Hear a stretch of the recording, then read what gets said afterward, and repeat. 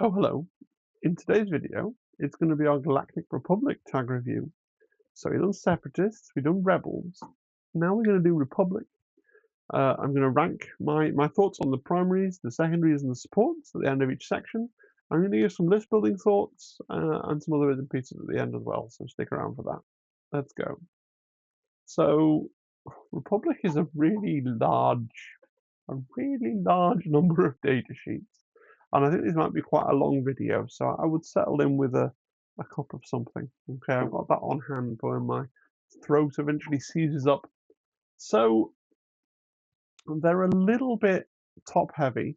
There are more Republic primaries and secondaries than supports. So let's think about why that is. You got Hansa's box, Anakin's box from the starter set, right? Obi's box, Luminara's box, Kiadi-Mundi's box, okay. Then Darth Vader, Jedi Hunter, has the Republic tag and came in a dual pack. So there's one of our extra primaries. Kit Fisto comes with a choice of two secondaries. So there's an extra secondary. We got Padme's box, Mace's box. Ahsoka Tano is a Republic primary that doesn't come with a Republic squad. So there's our other extra primary. And then Plo Koon comes with an extra secondary, comes with Padawan Ahsoka. So there's our second extra secondary. And our third extra secondary that I forgot about is that, of course, Clone Sergeant Hunter's box comes with two secondaries. It comes with Wrecker and Omega and with Crosshair. So that explains why, even though there are only, and I say only, 9 Republic boxes, okay, we've actually got 12 secondaries and 11 primaries. So let's get through it. We're going to start right in with the newly buffed General Anakin Skywalker. So I've made a change from my previous videos. When we go through the primaries, I'm going to talk about the identity first, because I'm coming around to where thinking that you can really, it's not always the best thing to do, but I think you can really judge a primary by talking about its identity. So Anakin Skywalker has, this is where the fun begins. Each time a character in this unit wounds an enemy, after the effect is resolved, you refresh a force. Additionally, at the end of this unit's activation, if it wounded one or more secondary or primary units during the activation, each Galactic Republic secondary and each Galactic Republic support may dash. Then, if it wounded a primary, you get to move the struggle token 1 space towards your momentum token. Now, if you watched my Rebels video, I will have said that I'm actually generally very down on the sort of assassin type primary. But actually, I think this comes from my experience playing Separatists. I don't think Grievous and Asajj, who fall into this assassin role, are very good. But I actually think that Anakin has what it takes to take nearly anything from full health to dead in an activation and can guarantee that wound. And to go back and just readdress the Rebels for a minute, I think the same is probably true of Fulcrum Ahsoka, and maybe even Luke Skywalker, because he has an extra way to get a 5 dice attack as well, but that one's a bit more circumstantial. Anyway, we're supposed to spot Republic here, so Anakin, I think, is really, really strong. I think he can basically kill almost anything he sets his mind to killing. He is gonna use force to do it, but because he gets that force back, he's a little bit of a gamble character. But I think getting that force back when he wounds, he's probably going to use 2 force every time he wants to activate and kill something. He may have to use 3 if he's unlucky, but then he does get 1 of those back, so that's pretty good. let's look at the rest of his. And before we move on, sorry. And then, of course, if he does wound as well, you've got that global dash for everything in your team, which is just really strong. It's just really, really, really strong. Now, it's a difficult one sometimes. Do you want to get Anakin early? You don't really want him as your first activation. You can't, with his jump and his move, he can't really get where he's going early doors. But as a second or third activation, when your opponent's moved something up, yeah, best time to get it. So he's got force jump. So for a force, he can do a jump. We're going to be ranking a lot of different sort of mobility rules like this as we go through this. I think paying a force for a jump is pretty good. You know, it's kind of in the middle. He's got deflect, which we just quickly cover off. So deflect is when you shoot him, you can use this ability. If the attack roll contains any misses, the attacking unit suffers 2. Very rarely is it going to be particularly useful to you, but it's nice to have. Remember, it's there. Stick some chip damage on when somebody shoots Anakin. And you will very occasionally have the situation where, you know, if someone's going to shoot you, and they only have 1 or 2 wounds left, then, you know, if you just remind them that you have deflect, they probably won't shoot you, you know? Now, I'm going to end this, I think, is even more than his identity. I'm going to end this as his tentpole ability. So you pay 2 force, which is expensive, and it does mean after you wound him once, he does become trickier to use, for sure. That lets him change his stance card and then make a full attack. It has to be a melee attack, can't be a ranged attack, but lets him make a full attack. And it's that ability to do 2 full attacks in an activation that really means he can guarantee he's going to wound something. And to be fair, he's got a fair chance of wounding things anyway, right? But you can really guarantee that you're gonna wound something. So let's look at his stance cards. So form, well, they're both form 5, but Gemso has a ranged attack now. Okay, so force crush. So he's got a 6 dice range 4 ranged attack. It's not the best sort of expertise chart in the game, but it's not terrible either. Okay, kind of sucks when you roll 2 expertise, but apart from that, 1 and 3 you're both reasonably happy to see. His ranged attack's pretty good, but really, you can't attack twice with a ranged attack because you can only attack twice. The second attack has to be a melee attack. But what you have to remember with his ranged attack is you have got that dash on 3 expertise. So often you're kind of doing it and fishing for that dash.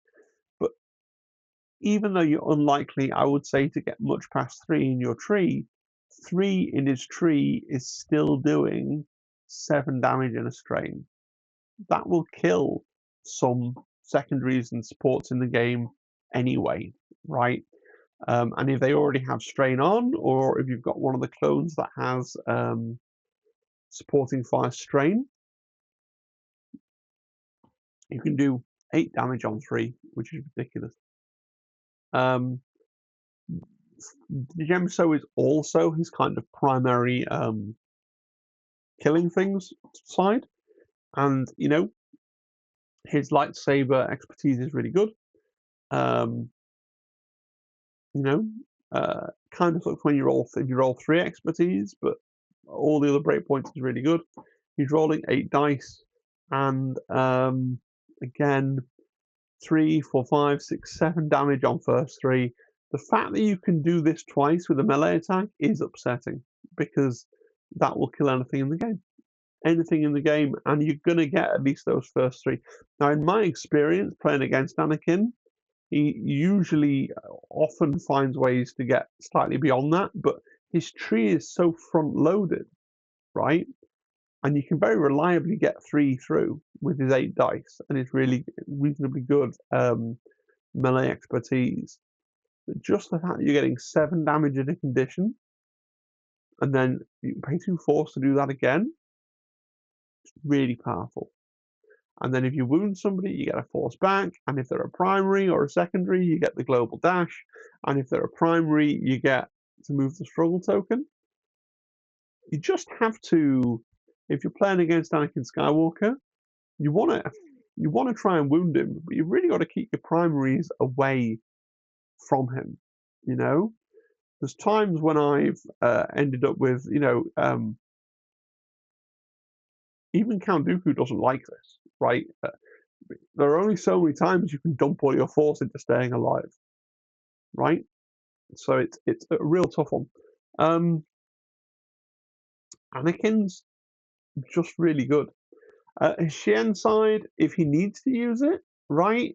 If he just really needs a shove, and for whatever reason he doesn't think he's going to kill, maybe you're playing late game, he's wounded, it's going to cost you 3 force to attack twice, so you just need something more reliable just to score a point. Then you can go Shien, and you've got a shove on 1, a shove on 2, and a shove on 3. Right? It's a backup strategy, but it's there. Just about the only thing Anakin doesn't do is have mobility that he hands out, except of course that he can dash your entire army when he manages to wound. So it's not really a downside, is it? I think Anakin is certainly the best primary in Republic, and possibly the best primary.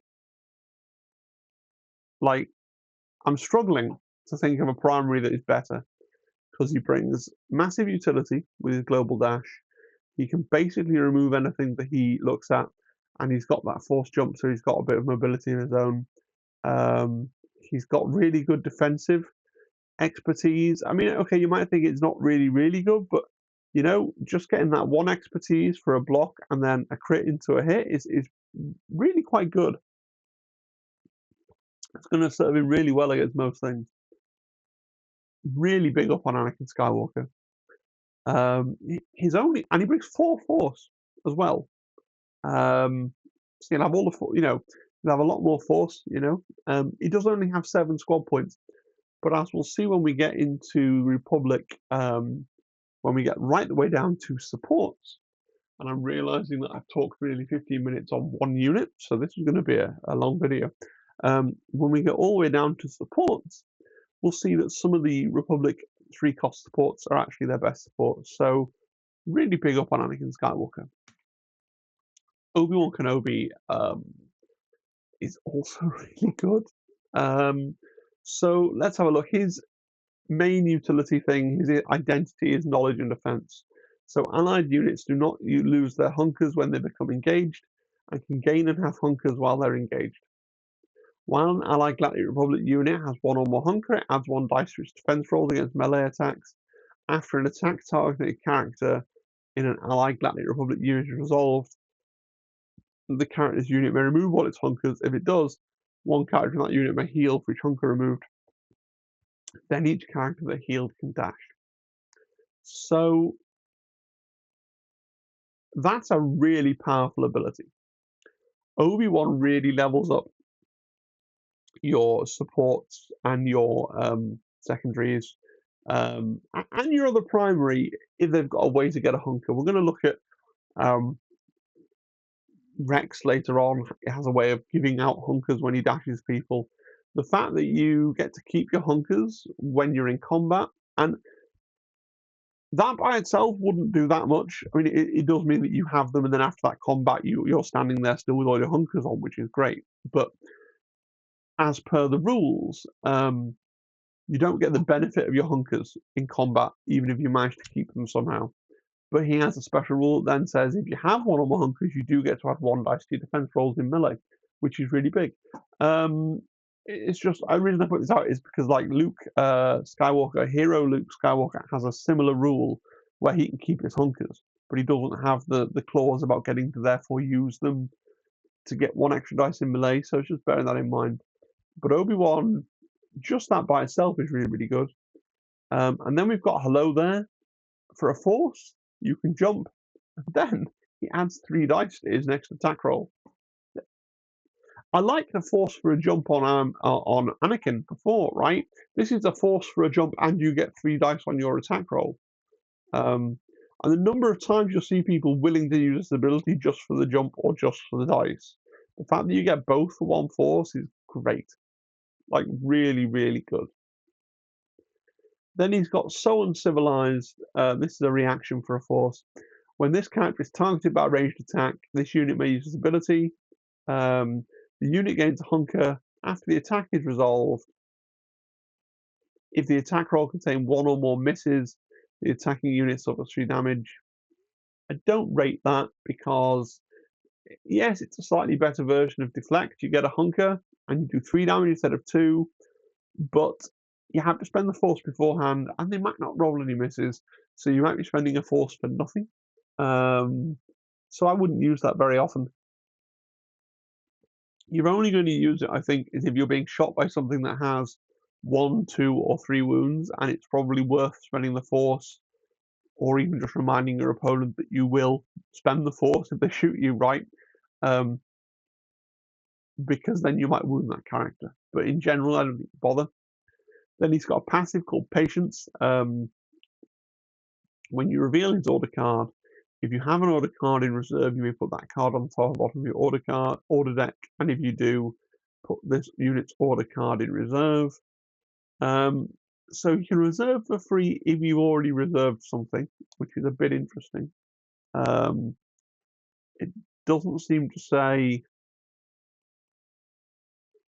yeah, if you don't have something in reserve, you can't use the ability to reserve Obi-Wan for free. And then also when you put him in reserve, you can heal 3 times and jump. So it's very situational, but what makes it very good is if in the mid to late game you're left with an Obi-Wan who's sitting there and he's like strained and pinned, right? Then you go, okay, I'll reserve him. He gets to do 3 heals and a jump. And hopefully that jump can put him onto an objective or somewhere where he's being really annoying. And then you can use him the next turn, right? Which is really, really good. Another thing that's quite useful for this to remember is if you're playing First Contact, where in Struggle 1 you can Shatterpoint, and one of the things that you can do is search your deck for something and put it in reserve. Well, you're still putting Obi in reserve, so he still gets his 3 heals and a jump. So there are times when this patience really comes up. Let's look at his stances. So I'm not sure where you're going to use Form 3. Unless you really want healing, but I don't think you often do. Or you really, really, really need to kind of long shot get 4 through to get to that reposition because that's what's going to win you the struggle. It's not something you're going to use very often. You've got less attack dice, you've got the same defense dice, you've got 1 less range defense, you've got worse defensive expertise, you've got slightly better but not really melee expertise. Like 1 crit on 1's 2 is better. 1 crit on 1 is better than 1 hit on 1, but 1 crit on 2 is worse than a crit and a hit on 2. So because of the breakpoints, it's not like cut and dry. No. Form 4 is really where it's at. And his Form 4 is disgusting because he can do 6 damage on 3. And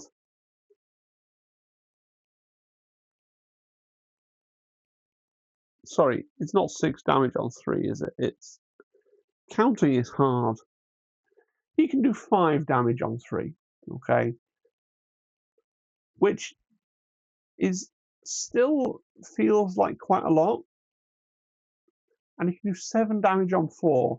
Like, he's bringing all of this utility with knowledge and defense, and you'd think that would be his main thing, but he's got the kind of damage you'd expect from a more assassin type character, right?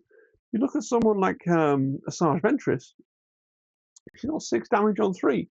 Well, Obi-Wan has got, 5 damage on 3, but 7 damage on 4, and is getting 3 extra dice for a force. So make 10 dice attack. Like, he's actually really, really, really very good at murdering fools. So he has a lot, right? I really like Obi-Wan as well. Um, he feels a little bit busted. Do you know what I mean? And this has been the case for a long time. People have always said that Obi-Wan kind of is the thing that's holding up the entire faction for sure, and that has problems in Premier if you want to run Old Republic, and you can't have Obi-Wan in every squad unless you make it Obi-Wan Anchor. And at the moment, I don't think he's the best primary in the faction. I think Anakin might be, but he's very good, and he's bringing all this other bonus as well. So yeah, big props for Obi-Wan Kenobi. We're going to look at Luminara Unduli, Jedi Master Luminara Unduli. So, okay, Flow of the Force, which is a super interesting identity. Once per turn, when an enemy unit becomes wounded, after the effect is resolved, an allied character can dash. It's like a very wimpy revenge trigger, isn't it? You can get and it could be very good if you're playing on something like well, you should always be playing on Sabotage Showdown with your opponents forced to play on shifting as well. Things are quite close together. A dash might just get something onto a point and be really good for you. But I've seen better, like, oh, so you've wounded me, I can do something kind of abilities. When an enemy character wounds an ally after the effect is resolved, another ally can heal 3 times. Again, that's pretty good. It's pretty good. It's a little bit situational because you might not have somewhere that you can leverage that free healing, but it is anywhere on the table, so it's pretty good. And then she's got this ability, which is where you can look at the top card of your order deck before revealing an order card or choosing to activate a unit from reserve, which should be really strong, but sometimes it just doesn't. Like, I've played games of Shatterpoint where opponents never reserved anything. And indeed, there's a school of thought that people have that's like, oh, you reserve too often, you should never reserve. And I think when you have something in reserve and you kind of work out a flowchart of going, okay, do I want the thing in reserve? No, it's not going to be able to achieve what I needed to achieve, so I'll top deck. I think all you do by learning what's on the top of your deck is learn slightly ahead of time that you're screwed because you've already discounted. And then, it's very rare that you're going to be like, I don't know if I want that, do I want that, or do I want this? And then you go back and want the reserve thing. So, like, it's good, and I should be a lot higher on it, but I'm not. I think the global heal is better now than it used to be. It used to be the case that clones, like the supports, especially, had so few wounds that they would just die in one combat action, and so you very rarely had things to heal. Whereas now it's more likely that you're going to be having guys hanging around with some damage on them, right? There was actually a fad for a while, people running Luminara with Separatists, because Separatists are known for their, like, models that have 10 health, right? The secondaries and supports with 10 health, and so they can really make good use of healing. Traditionally, like pre the balance update, Republic couldn't. So whether they can now, and therefore Luminara's stock should go up a little bit, I don't know. Let's look at the rest of her abilities. So she's got full recovery. It costs 2 force. So whenever I see 2 force, I'm going to say you're not going to use it after she's taken 1 wound. Probably. You choose an ally within 3. The chosen unit removes all damage and conditions from itself. There will be times where that could swing you the game if you use it at the right time, right? But it relies on you having somebody in that position where they're nearly very dead, and then you drawing Lumi before your opponent finishes off your nearly dead character, right? So I played a game just today where Dooku spent quite a long time on 1 wound, and it would be really nice to do something like this to heal him up, but that doesn't happen that often, I feel like, and it doesn't really set you up for it's a difficult one. Sprint, it's like the worst of these kind of abilities. She gets a dash, she has to pay a force for it.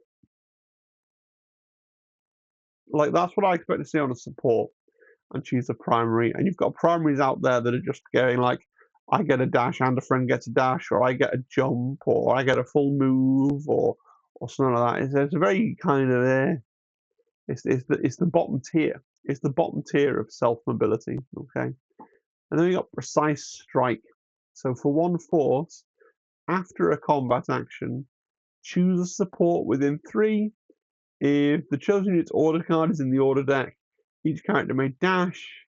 If it's not in the order deck, it can make a 5 dice attack. I just feel bad because Grievous can do this for free, and they can dash and make a 5 dice attack. And with Lumi, you're paying a force for either a dash or a 5 dice attack. And you have to within 3. I think this is one of those things where you're not really going to try and set it up. You're not really going to try and care whether or not you can get this off. But when you look at the board and realize, oh yeah, I can do this, you'll feel glad that you have it. Let's look at her stances. Form 2. You can do 4 damage on 3. 3 is generally where I assume you're going to get to, so that's nice.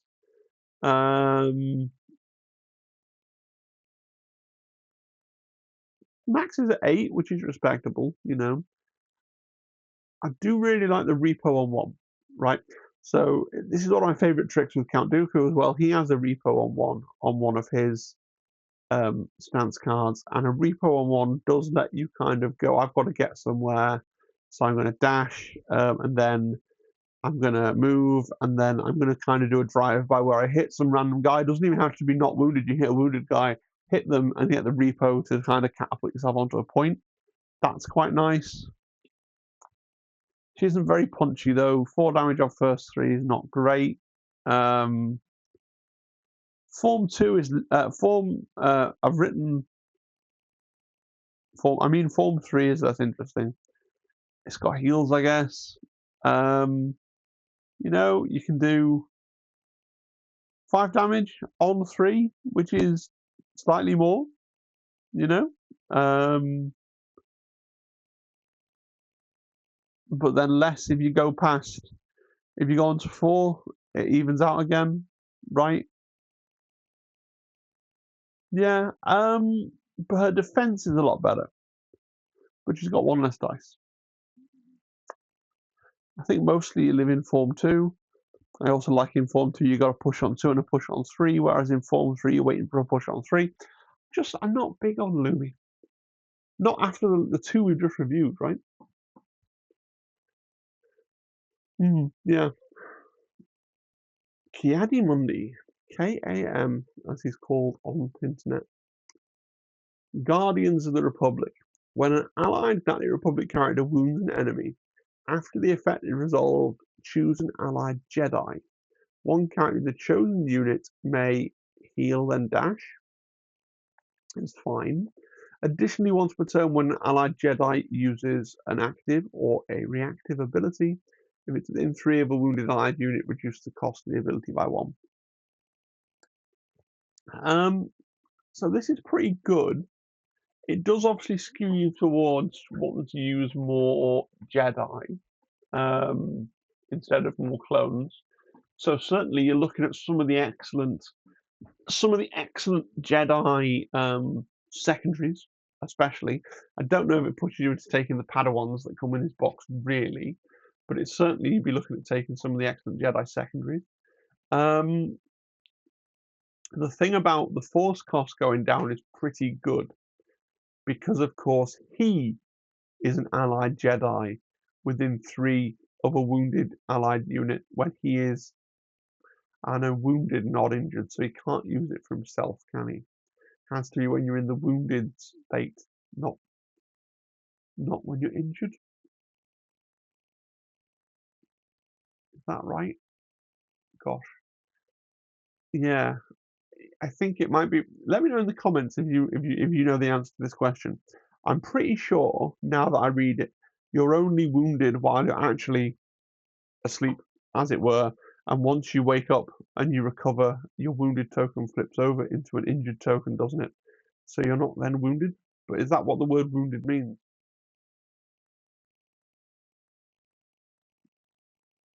Hang on, hang on.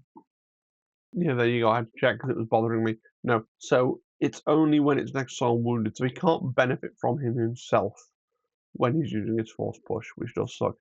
But it does mean that if he's near somebody else that's wounded, he does not have to pay that wounded penalty. Or indeed, if he himself is not wounded, he can get his force push for 1, which, normally I'm pretty down on force push, but combining with his Guardians of the Republic ability, it's really pretty good, because you can potentially get it for 1. And then we've got Wise Counsel. So at the start of his activation, choose another allied Galactic Republic unit. Each character in the chosen unit may dash. Then, if the chosen unit was a Jedi, one character in this unit may dash. So this is why I'm really down on. If you look at some of our previous abilities, if we go back here, right, this is why I'm really down on like poor old Lumi, who's like spending a force to do a dash. Kiadimundi just goes and goes, cool. Well, I'm going to dash like this Jedi over here, and then I'm going to dash, right? So as long as you've got another Jedi in the list for free, you can do a dash and they can do a dash, and it doesn't cost you any force. Really very good, right? Strong, good.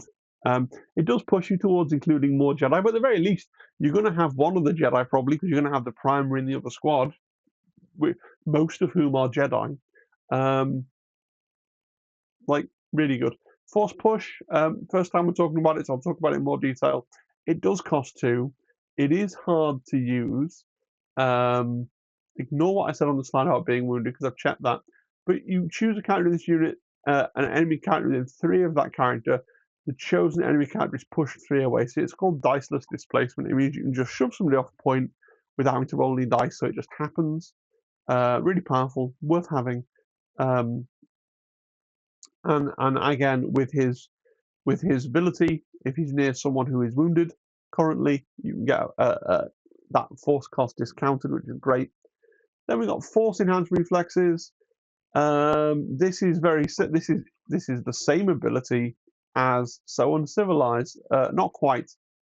You don't get the hunker. Well, I didn't like So Uncivilized, so I don't really like this either. Oh no, it's not the same.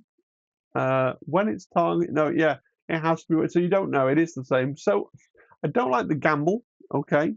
But if you're next to a wounded, within 3 of a wounded ally, you can do it for free, right? Because it reduces from 1 down to 0. So if you yourself are not wounded or injured, and you're within 3 of a wounded ally, you do it for free. And of course, we'd always do it for free. It's on there, but I probably wouldn't be bothering with it at other times, unless, same caveat as Obi-Wan, if they've got precisely 3 or 2 or 1 wounds, then it's pretty much worthwhile. Stances, Form 5 feels really pointless, unless you really need to heal, or because of where you are in the game, your kind of long shot path to victory, to winning the struggle, is getting 4 through and getting to that free use of force push, because you've got no force, and if you just push this guy off the point, you've won the thing. A real desperation play, but beyond that, you're not often going to use Form 5, right? Because your defensive tree is worse, your offensive tree is worse. You've got 1 more dice in melee, but it's not really helping you, because your offensive tree is just so bad compared to what you could have had, right? You might argue that 3 hits on 2 is really good. I would rather have 2 crits, all right? And yeah, you've got an extra dice, but I don't think it makes up for it. Whereas Form 2 is pretty strong, right? 4 damage on 3 is pretty good for a utility guy like this, right? You've also got a shove on 1, a second shove on 3, so 2 shoves on 3. Really good. We like to see 2 shoves. 2 shoves ought to clear any one person off a point, right? You got a repo on one, which again, as we talked about, that's something else I look for that we really like to see. So, he's not got the most damage in the world. Okay, he's not got the most damage in the world. But you can do 1, 2, 3, 4, 5, 7 if you full tree. But he's not really about that, is he? He's giving you so much other stuff. He's giving you diceless displacement. He's giving you loads of different moves. He's giving you this aura of spending less force. He's got a reposition on 1 so you can move up the field. He's got easy access to a push on 1, reasonably easy access to a second push on 3. I'm quite big up on Kiadimundi, actually. I think he's really very good. Kit Fisto. Now, I'm actually careful what I say here because Zimbav hasn't articulated exactly what he likes about Kit Fisto, but he really likes Kit Fisto, and I don't. Let's go through it. So, his identity is very odd. I'm afraid I must request your surrender. While this unit's active stance is Form 1, characters in this unit have Steadfast and add expertise to their defense rolls. If its active stance is Form 4, they have protection and immunity pin. So it's a passive buff depending on your stance, right?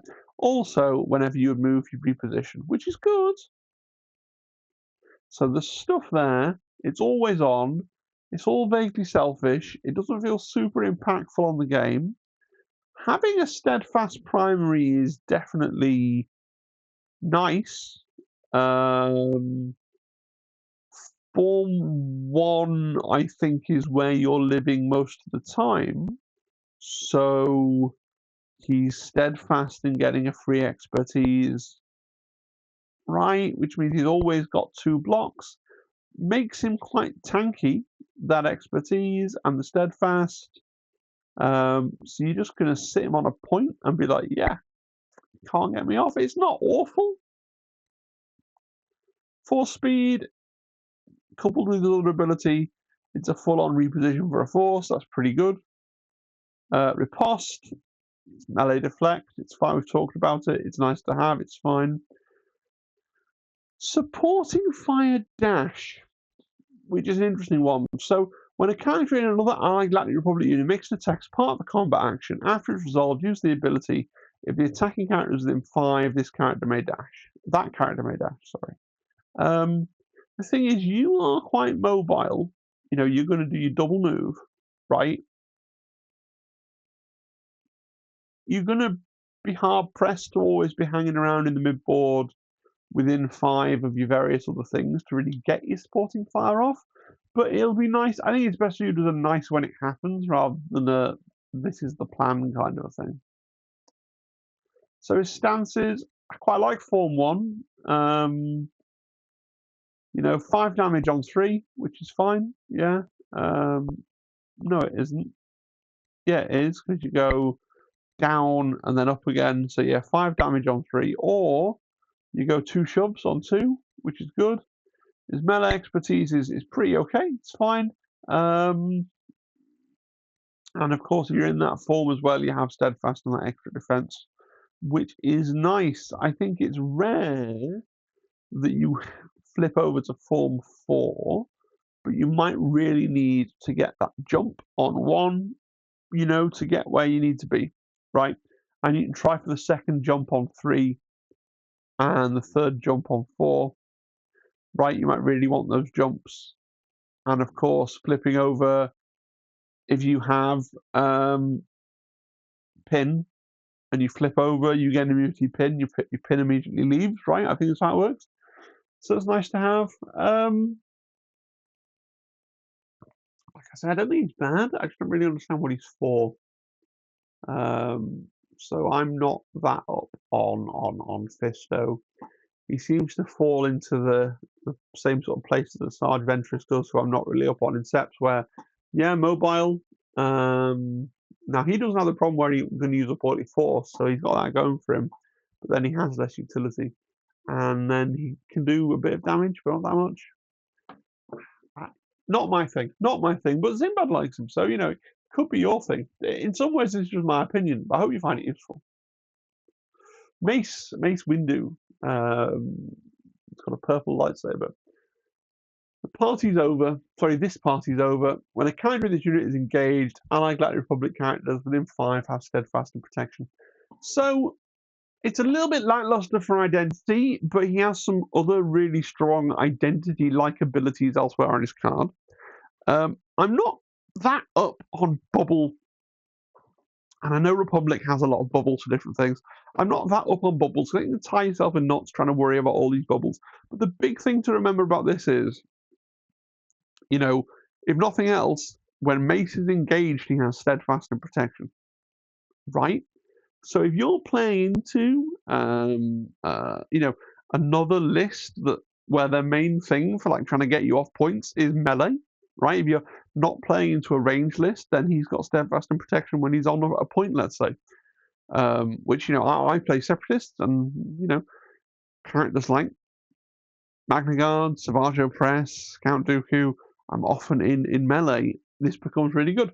If you're playing into Empire, who love guns generally, although you could be running Inquisitors, but that's good, right? Shatterpoint. We're going to Shatterpoint next. This feels like the rest of Mace's identity, right? So Shatterpoint. When an allied unit is chosen to activate the Shatterpoint card, before that unit activates, resolve an effect based on the unit's active stance. If you're in Form 7 of a pad, you can dash and make a 5-dice attack. If your active stance is Jedi Master, you refresh 2 force. And you can triple heal. I think you're in the pad most of the time. And yeah, dash and make a 5-dice attack on your Shatterpoint turn, and you don't even, it's not even as if you had the Shatterpoint Mace, although you could, if that was where you were going to get your best results. But it means that when you're playing Mace, you're going to have a really big Shatterpoint. However, there's 2 things Mace really dislikes. You're gonna, if you draw that shit, like I play Separatists, and I'm quite happy to see Shatterpoint early, because it means like, oh, okay, cool, I Shatterpoint a super tactical droid and do loads of stuff. If you're playing Mace, you don't want to see a Shatterpoint in the first couple of activations, and you're going to want to pay to shuffle it back in, because you won't have spent, if you're in Jedi Master, you won't have been hurt, you won't have spent the 2 force, and you won't necessarily have somebody that's a dash away for a 5-dice attack.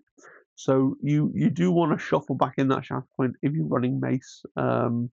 He also kind of dislikes, because obviously you can only swap your stance on your own activation. So it could be that you really want the Force, but he's in the pad, or you really want the attack, and he's in Jedi Master. And I just think you need to be really mindful at the end of each of Mace's activations, which form am I leaving him in case we draw the Shatterpoint now. Rush to action. See, this is where it's actually, it's straightforward. A dash for me, a dash for thee, and it's free. This is why we're down on Numenera, who's like, I'll pay a force to do a dash, please. Right? He's dashing a friend, he's dashing himself. That's the gold standard. That's not even there are better out there, actually. But that's the silver standard at least, right? It's good. Tempered aggression. When a character in this unit attacks or defends before dice are rolled, this unit may send 1+3 force. If it does, it adds 1 dice to its roll for each force spent.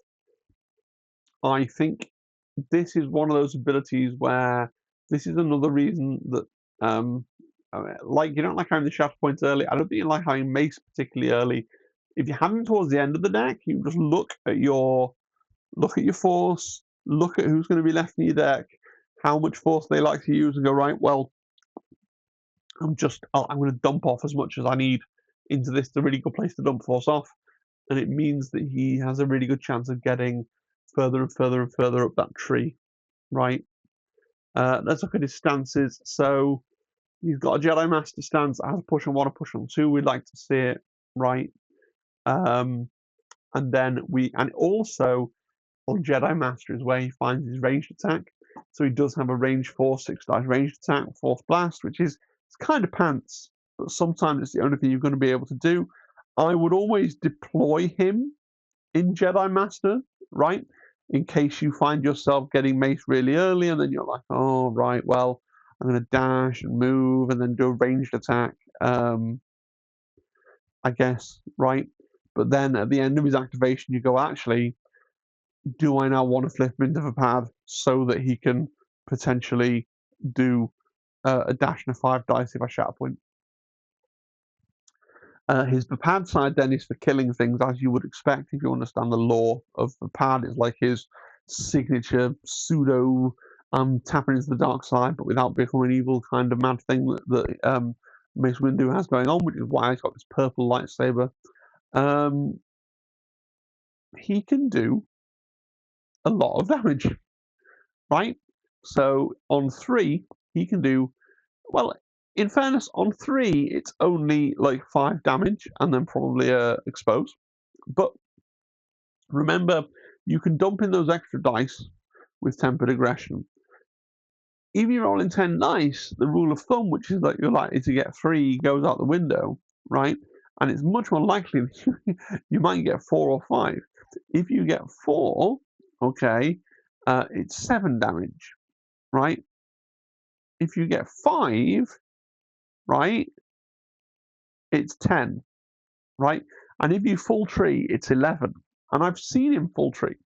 You know, I've seen him charge into a Savage Press, right?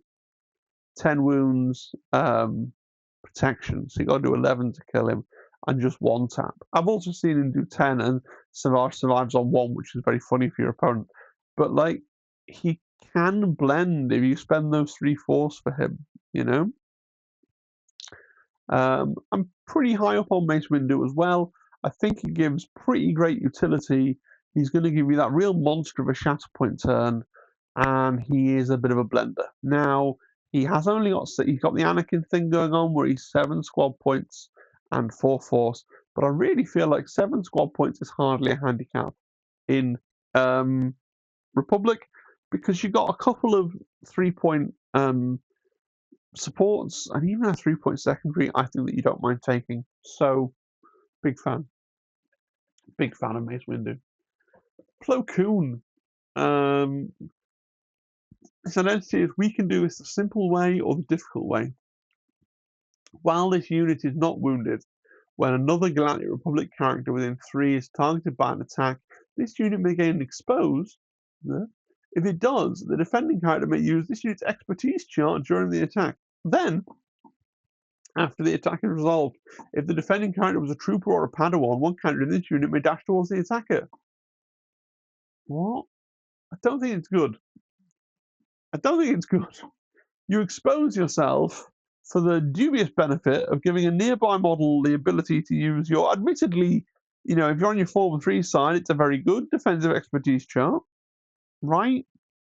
And then if they're a clone or a Padawan, they can do a dash towards their attacker. Sorry, Plo can do a dash? I don't get it, right? And then we've got, I know if we work together, we'll stay alive. At the start of this unit's activation, after an allied Galactic Republic unit, each character in terms of may dash. Then if it was a trooper or Padawan, you can dash. And it's like, okay, it's the same as Kiadi's. It's a dash for me and a dash for thee, but it's only in particular tags. It's weird tags, right? Trooper and Padawan, so it could be a lot. If you're building into Plo and, you know, you're like, well, I'll take Trooper supports and I'll take Padawan secondaries, so you got Snips and Barriss or whatever you want to do. Like, you can build into it, but, like, it's a dash. It's not worth it, you know?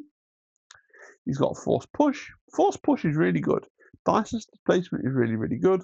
But unlike Kiadi-Mundi, he's not got any way of reducing the cost. And then he's got Deflect, which is, again, fine. Stances, Form 5, a jump on 1, which is quite nice, a push on 2, and, you know, he can do 6 damage, which is pretty good. Form 3, the only reason you're in Form 3 is because that's where your really good defense expertise is, and you're trying to make we can do this a simple way or the difficult way, do something, so you've left yourself in your worst form.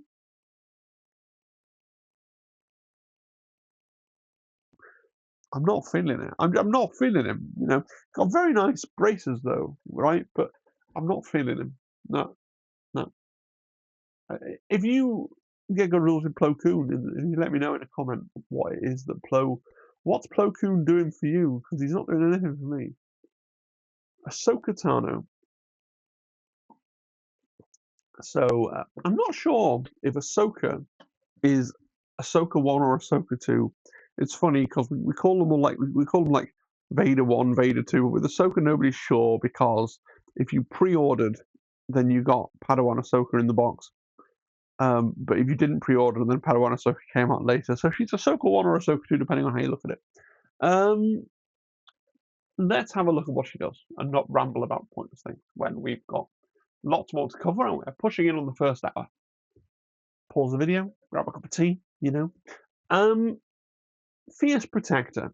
When another allied unit is wounded by an enemy attack, after the effect is resolved, choose a character in this unit. The chosen character may heal 3 times. Then the chosen character may move or jump. Then they can make an attack targeting the enemy that caused the effect. So this is really good. It's a classic revenge attack. Now, arguably, it's not as good as like Kanan Jarrus's because he doesn't have to attack the thing that caused the effect. You do have to be able to attack the thing that attacked you. So you won't always be a move or a jump away, but you often will be, right? And it just means that if your opponent's you're playing Ahsoka, your opponent just always constantly has to remember that and be aware of it and check it, or is she able to? Because melee range is 2 is longer than you think. Is she able to get to where she's going to hit me and make my life miserable? Right? Because there'll be times, especially in Shatterpoint, where often you are trying to wound something that you maybe don't need to wound to score points. And it just forces you to be mindful about that, which I think is a big deal. Force speed, again, it costs, but it's a full move, and that's really, really good.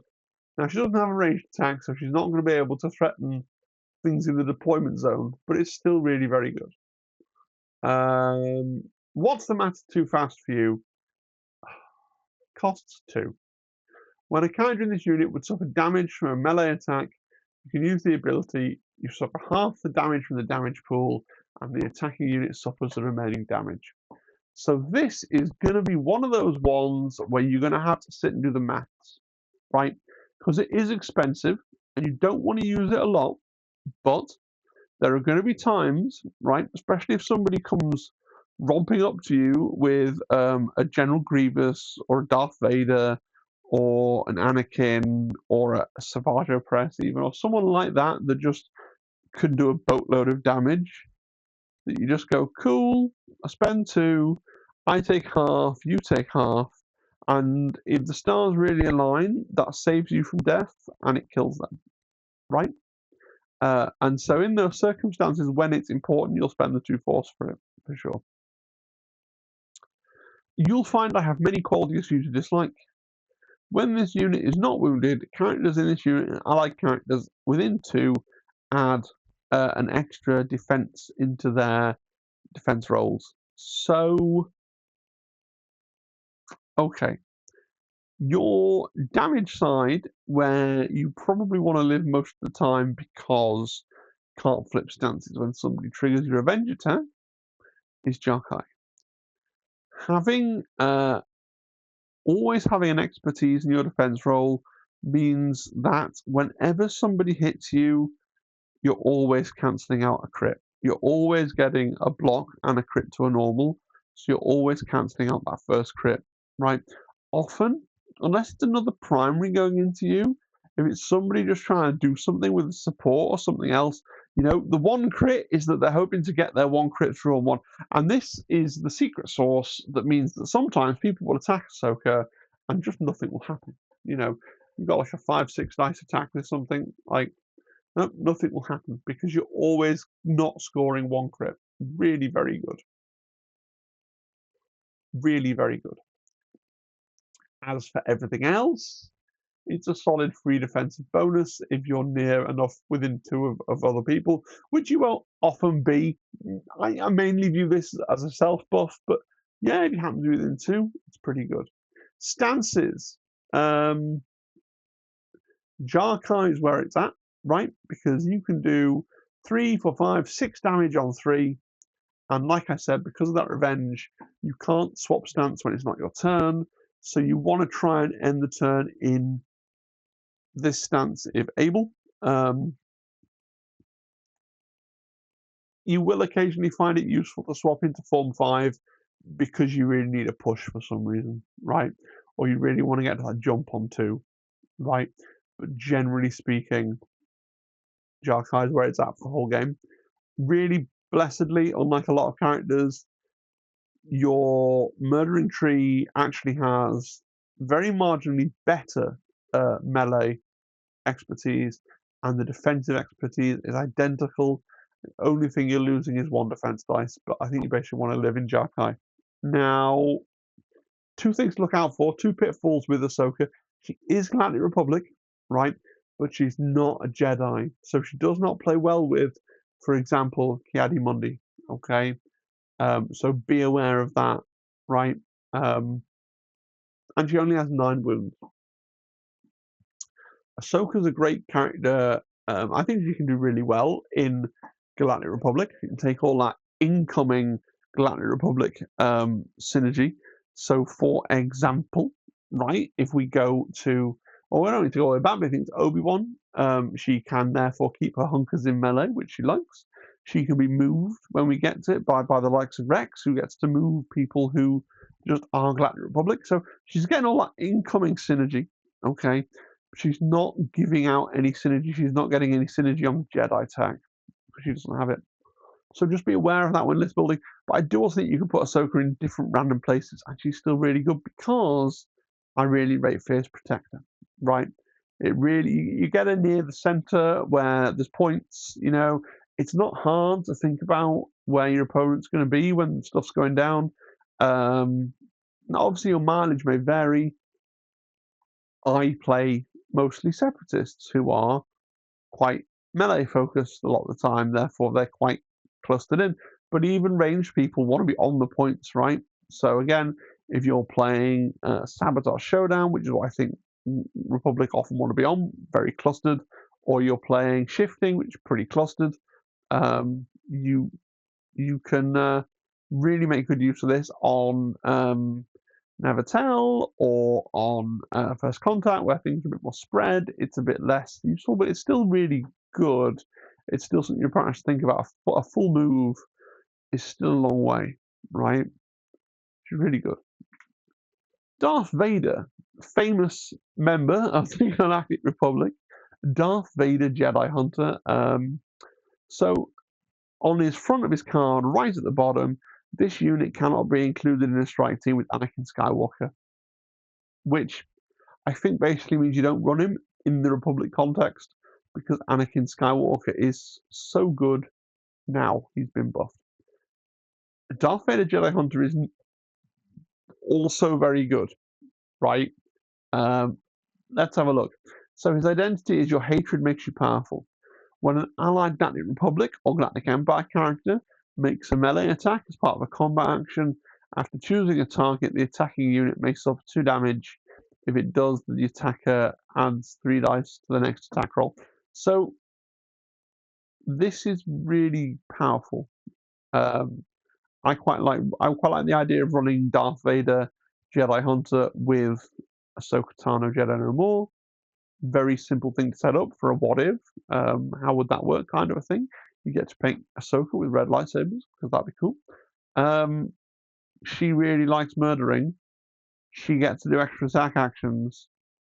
2 damage for 3 extra dice. Oh, you know. So she's coming up and doing a fierce protect for attack, and suddenly it's not 7 dice, it's 10 dice. It is nuts.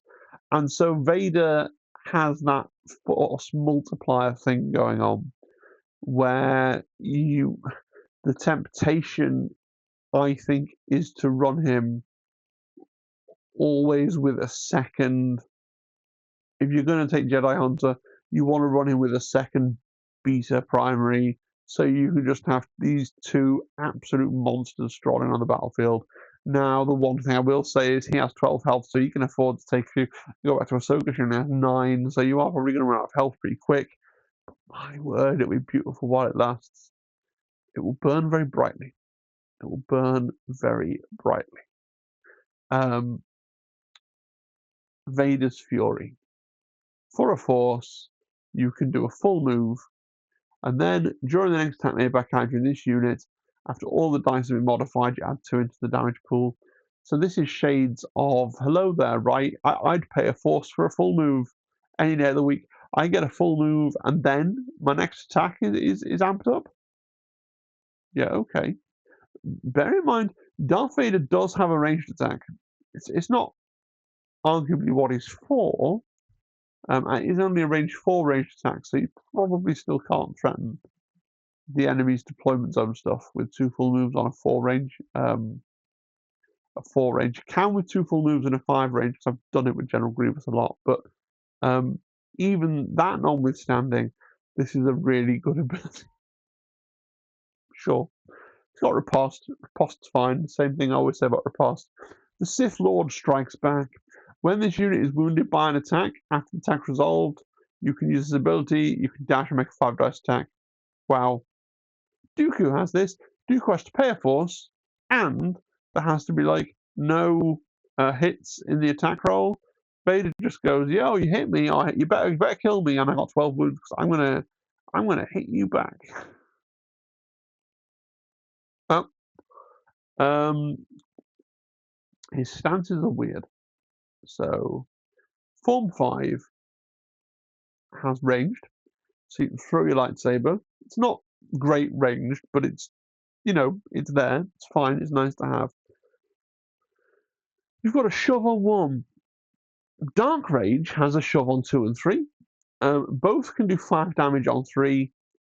Dark Rage can get to 9, and with the 2 from Vader's Fury means you can do 11, which is doable with him, because remember, you've got 7 dice in Dark Rage, and then you're going to get an extra couple of dice, an extra 3 dice, right?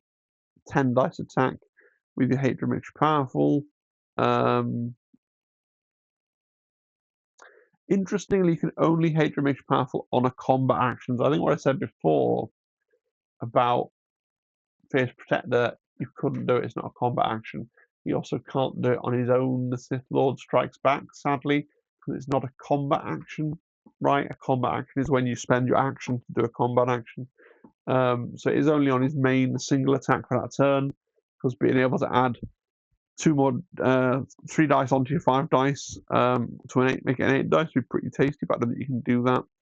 But even so, I think you live in Dark Rage unless you really want the throne. Maybe you deploy in Form 5 because you're getting an extra defense dice on each one, and if you need to move up and shoot, you can. And then after your first activation, either before you attack, if the game has moved on and you can do so, or after you finish your ranged attack, you flip into Dark Rage to carry on the turn. Yeah. Also, he's got 12 wounds and 4 force. I've written 2 force, which is a lie. He's got 4 force and 12 wounds and 7 squad points. Unfortunately, I think you never take him because Anakin's better. I believe that. I'm like I say, there's potential for weird lists where you take like, I think you end up taking Vader with Galactic Empire in his squad, and then I think I like Ahsoka with Republic in her squad, and then you end up making a thing because both Galactic Empire and Republic can use your Hatred Makes You Powerful. I think you end up with a list where he's buffing everything, and you just make a very strong beating things list like that. But I think in general, in a Republic setting, you don't take Vader just because I prefer Anakin now. Which, before the balanced state it was exactly the way around. Balanced state, that's Kiltine terminology. The errata, right? But I think they've done good. I mean, that's the right way it should be. It should be that you would slightly prefer to take the proper Anakin for Republic, right? Clone Sergeant Hunter. So we finished with our lightsaber wielding primaries. So we got just a couple more to go through. The leader of the batch. When an allied clone trooper character makes an attack as part of a combat action, you can change a miss to a hit. If it's bad batch, you can instead change a miss to a hit or an expertise, so you can work out which you would prefer, right? It feels really good. It steers you towards a bad batch list, but in a bad batch list, you've still got to take a different primary and a secondary. A different primary and support. So the support's going to be a regular clone. So it's nice that even that one regular one clone gets something, right? Then he's got we prefer going to them. So it's a dash for me. And then if it's bad batch, you throw out a dash. If it's bad batch, it can become a move. Throwing out a full move is really good. Again, I think you really want to run Hunter with his fellow bread rolls, right? His fellow batches in the together. I think outside of his particular synergy, he's less impressive. Striking distance. Look, some of these primaries called Luminara have asked me to pay a force for just a dash. So the fact that I'm getting a dash and a 5 dice attack for a force is pretty good. There will be times in your life when you have to spend your force to get your dash and not make a 5 dice melee attack because you have to get where you're going, and you'll feel sad, and then you can remember that on Luminara you were asked to pay a force just for a dash and nothing else ever. So yeah, it's a good ability.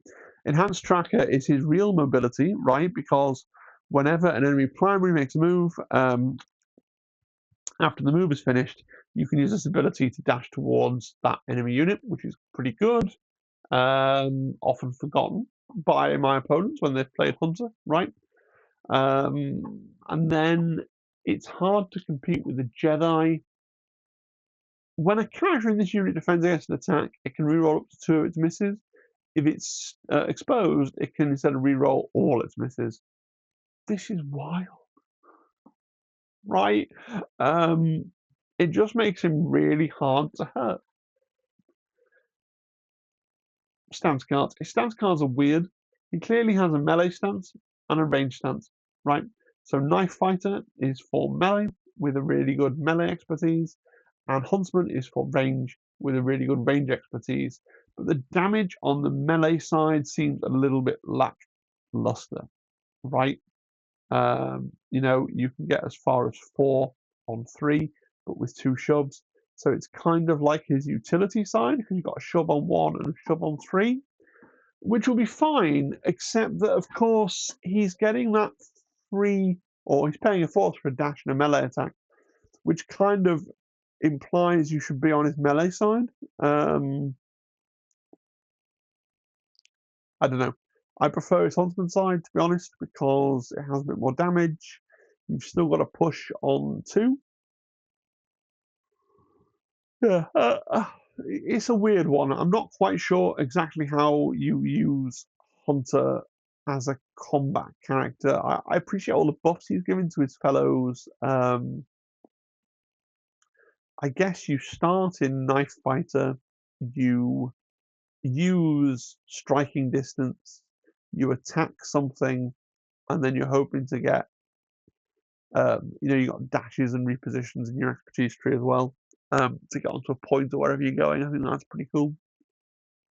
And then after you've done that, you can flip to Huntsman, and then you can make a ranged attack as well. Like if that's what you want to do. That's pretty cool. Padme. So, Royal Command. Choose an allied Galactic Republic unit. Each character in the chosen unit may full move.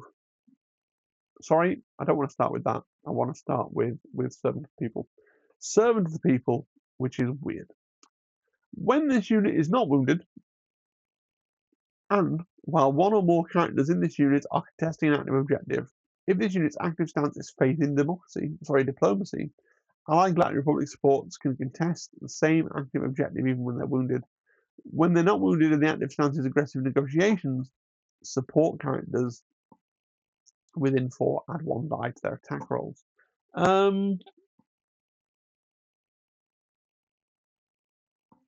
Okay, it's weird.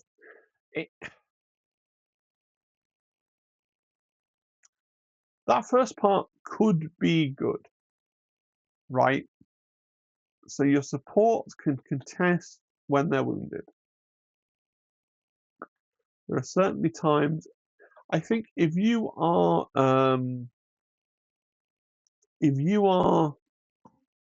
getting lots of out of activation movement, being able to move around, and she of course has out of activation movement, right?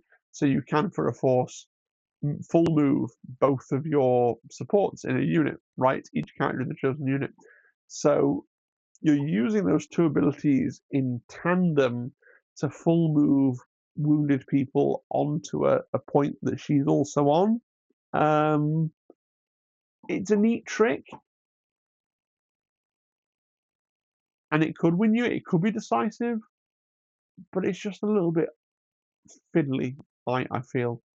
And it also requires you to be on a certain stance, which is your kind of shove stance.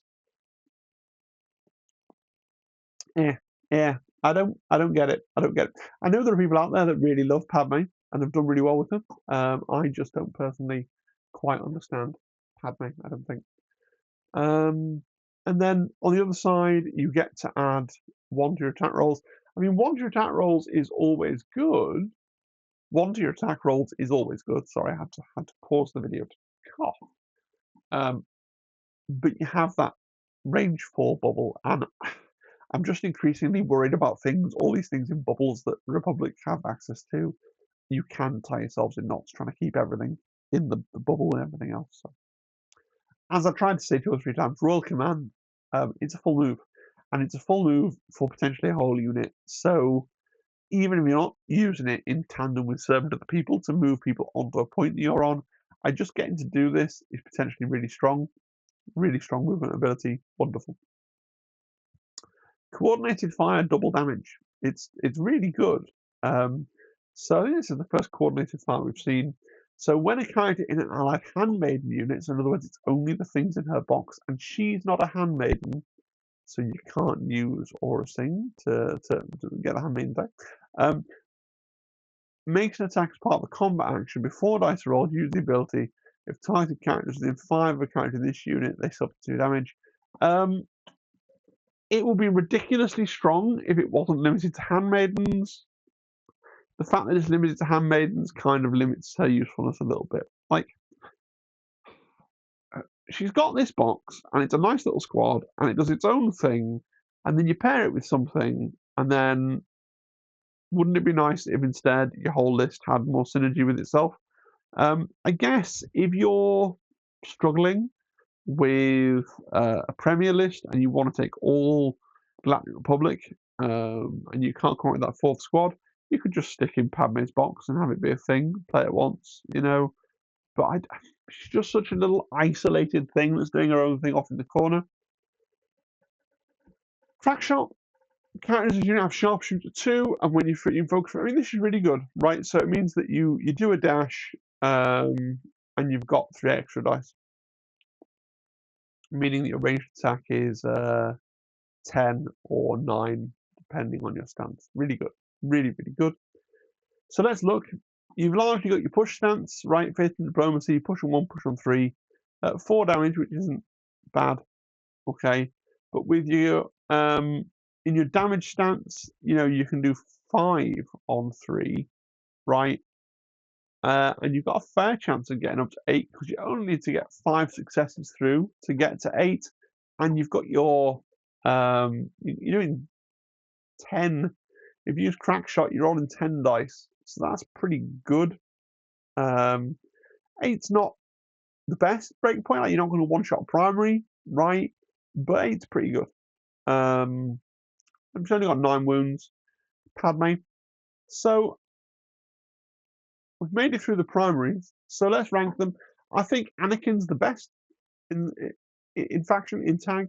Then Obi. Then we go for Kiadi. Then Mace. And then Ahsoka. And then we got Hunter, Vader, Squiddly Diddly, Padme, Lumi, and Plo Koon. Can never remember his name, which is why I call him Squiddly Diddly. His name is, of course, Kit Fisto.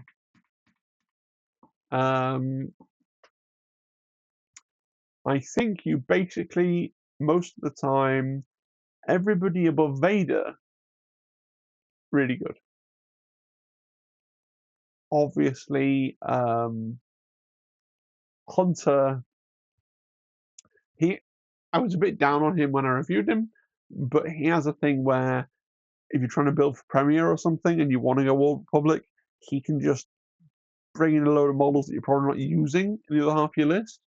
Don't get me wrong, Vader Jedi Hunter is really strong, and if I was reviewing these for the Empire video, Vader's going to be much higher up. But I just think the opportunity cost from not being able to take Anakin, who I think is the best primary in the faction, really hurts Vader. And then I don't really get Kit Fisto, fine, he's mobile, running around kind of doing his own thing, but if I wanted someone who was like an own thing doer, I'm much more likely to take Anakin, Mace, Ahsoka. You know, I guess if you really just want two independent characters that running around not trying to synergize with stuff, and also you really want them both to have 8 squad points, then I can see a point to him. But like, it's very niche. Padme, Lumi, and Plo. I just I know some people really like Lumi, but I just never bother with those three at all. Yeah.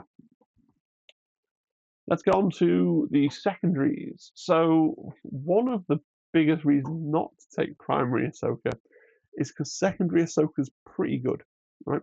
So she's a 4 cost, 8 health only, a tactic racier. At the start of this unit's activation, choose an allied Galactic Republic primary or allied Jedi primary. One character in the chosen unit may dash. So handing out a free dash to a primary is really fun. The Jedi tag outside of Galactic Republic primaries lets her have synergy with Kanan and Luke in Rebels, which I'm not sure is that useful. But also it lets you synergize with non-primary Jedis, right? So people like, well, Shakti, who we'll see in a minute, and the other Jedi's secondaries as we go through, lets you synergize with those, which is pretty cool. Yeah, it's just nice to be able to hand out a dash for free. Nobody has to pay a force for a dash. It's nice to be able to hand out a dash for free with a secondary. Brilliant. She is fearless. You can spend a force for a jump. You can do it twice.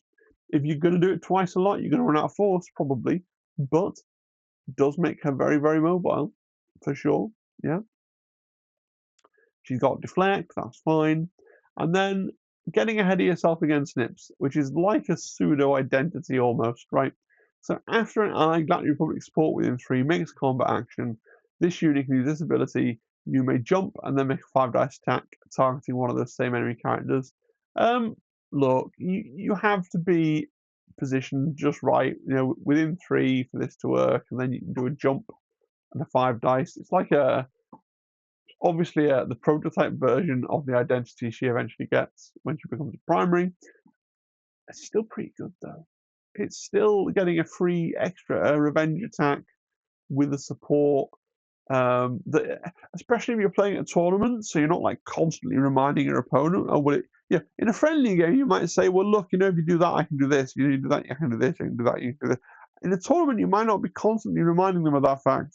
And unless people are being very careful and being very aware, they might well just forget that it's a thing, which is a bit of a big deal. But you know, she's not as choppy as adult Ahsoka, right? So 3 damage on 3 is not a lot, but you got to push on 1. You can go for a repo on 2. What Ahsoka is doing is she's a highly mobile character with her 2 force jumps, and then she's doing attacks, I think, trying to look for that jump on 2 or that repo on 2 to give herself even more movement, right? And even with her revenge ability, she's like doing a jump, and then she's jumping and doing some chip damage and moving and hoping again for that repo and jump and just moving onto a point, moving up the board, moving around doing things. I rate her really quite highly, actually. Yeah. Barris Offie. Well, she's a secondary with Force Push. The same things I've been saying all the time for Force Push apply, right? You know, she it's expensive, and she might run out of force. I just want to double check something because all the way through, yeah. Why is it that I keep coming back to it because I can't quite fathom why Luminara is so poor.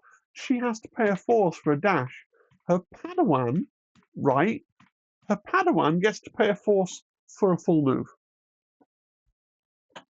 Paying a force for a full move is pretty good, especially on a secondary, right? Because now my secondary can do 2 full moves. That's really good. There you go. Force push is great, but it's just going to get really expensive after she takes a wound, and she's got 8 damage and a kind of bad defensive expertise. So yeah. Slip away is really hard to use, but it's nice to have. So when another allied guard character targets an enemy that's engaged with one or more characters in this unit with an attack, this unit may use this ability. One character in this unit that is engaged with that character may immediately reposition and gain a hunger. So if she's engaged with somebody and someone else on your team attacks that person, she can reposition on the board, which is pretty strong when it works out for you, right? You know, she's really mobile. She's got a full move on force, a full move regular, and she's got this slip away. And if you look down at her tree, we haven't quite gotten to the tree yet, but if you look at the tree briefly, she also has the options of a repo on one, right? And then she's got Faithful Padawan, which I don't quite get. So this is like a pseudo identity as well. When an enemy character is engaged with a character in this unit, and a character in another Allied Jedi primary unit, characters in this unit, and characters in the Allied Jedi primary unit, and 2 dice to melee attacks targeting an enemy character. Really strong to give your Allied Jedi 2 extra dice. I just think there's a little bit of counter synergy here, because that Faithful Padawan wants you to be moving up next to your Jedi, not really going off and doing your own thing. But you've got so many tools, excuse me, it's a long video. You've got so many tools to just yeet yourself up the board and get onto points. I don't know. It also says after you make a recover action, each other allied unit within 3 can heal and remove one condition, which is pretty good, actually. Pretty good. Looking at her stance, Barris is for pushing. You know, she got push on 1, a push on 2, a push on 3, and a push on 4 if she wants it, which is really funny. You're probably only going to get 3 boxes up your tree of that, right? But that's enough to get a push and a push, or a repo and a push. If you only need the one push, you can get the repo as well, right? And even just having a repo on 1, just a slingshot up the table, right? Just, okay, I stab him, cool, I get 2 damage in a repo, and now I'm over there on your point. Quite like Barris. Shakti. Shakti brings a force. She does cost 5 points, but she brings a force. Shakti, okay, Unity wins war is her tactic. At the start of the activation, choose another allied Galactic Republic character or another allied mercenary character. The chosen character may dash, and then one character in this unit may jump.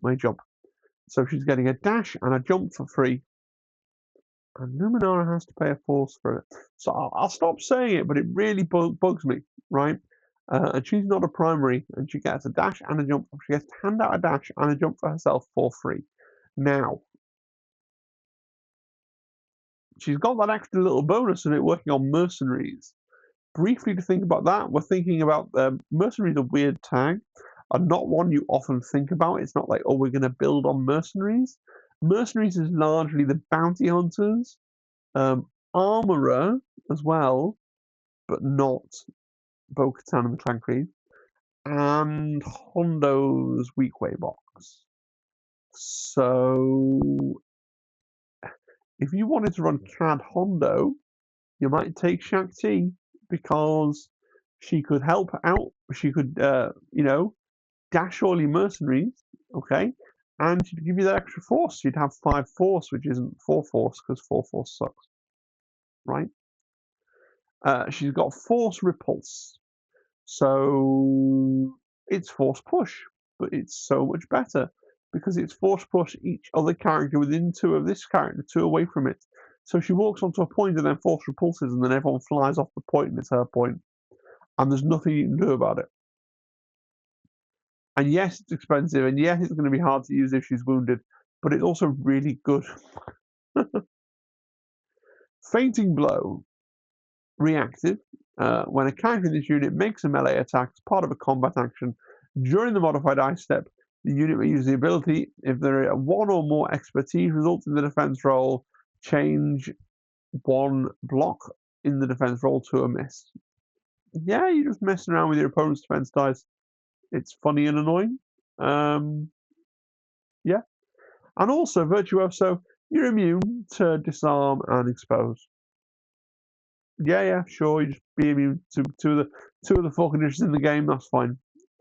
Stances. You can do 5 damage on 3. Okay, which is nice. You can get to push on 2, but you don't care for pushes because you've got force repulse. Really, I suppose if she's wounded and you don't have 3 force, you might care for the push on 2. It's a dead end and kind of annoying, but it's what you want. You can go for the repo on 2. Yeah, her tree is interesting. You can go 1, 2, 3, 4, 5, 6, 7. You can get 9 damage out of it. I've written 8 on the slide, but I think you can start on 2, go up to 2 for 4, and then drop down for a damage and a jump makes 5. Along for 2 more there makes 7. Technically, you can then go along to the move and the repo, and then up for 2 more, so potentially 9 max. But I don't think you're going to get 1, 2, 3, 4, 5, 6 steps. It happens from time to time, I guess. But her melee expertise isn't that great. It does have disarm in it though, which is fun. Nadar Veb. Nadar Veb is like also a 5-cost Jedi secondary. He's not as good as Shakti. Spoilers. He's still okay, right? So you can choose a Galactic Republic character and dash. It's free. Okay, it doesn't get a dash for himself, which is fine, but he's still a support that's getting to dash one of your other models, which is good. I will hold them off cost of force. When a character in this unit makes an attack as a combat action before the dice are rolled, this unit uses its ability. If the attack targets a support, add 1 dice to the attack roll. If it targets a secondary, add 2 dice to the attack roll.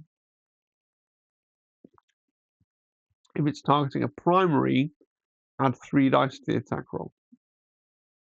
Now, yeah, I mean, look, you spend the force for against support 1 dice. It's focus, but it's on a force rather than an action. And as soon as you're hunting a secondary or a primary, you're getting loads of gravy, right? You're getting loads of extra dice. Yeah, I think it's really good. You could do 9 damage if you get enough hits through, potentially, and you just might, right? With 10 dice, potentially, against a primary.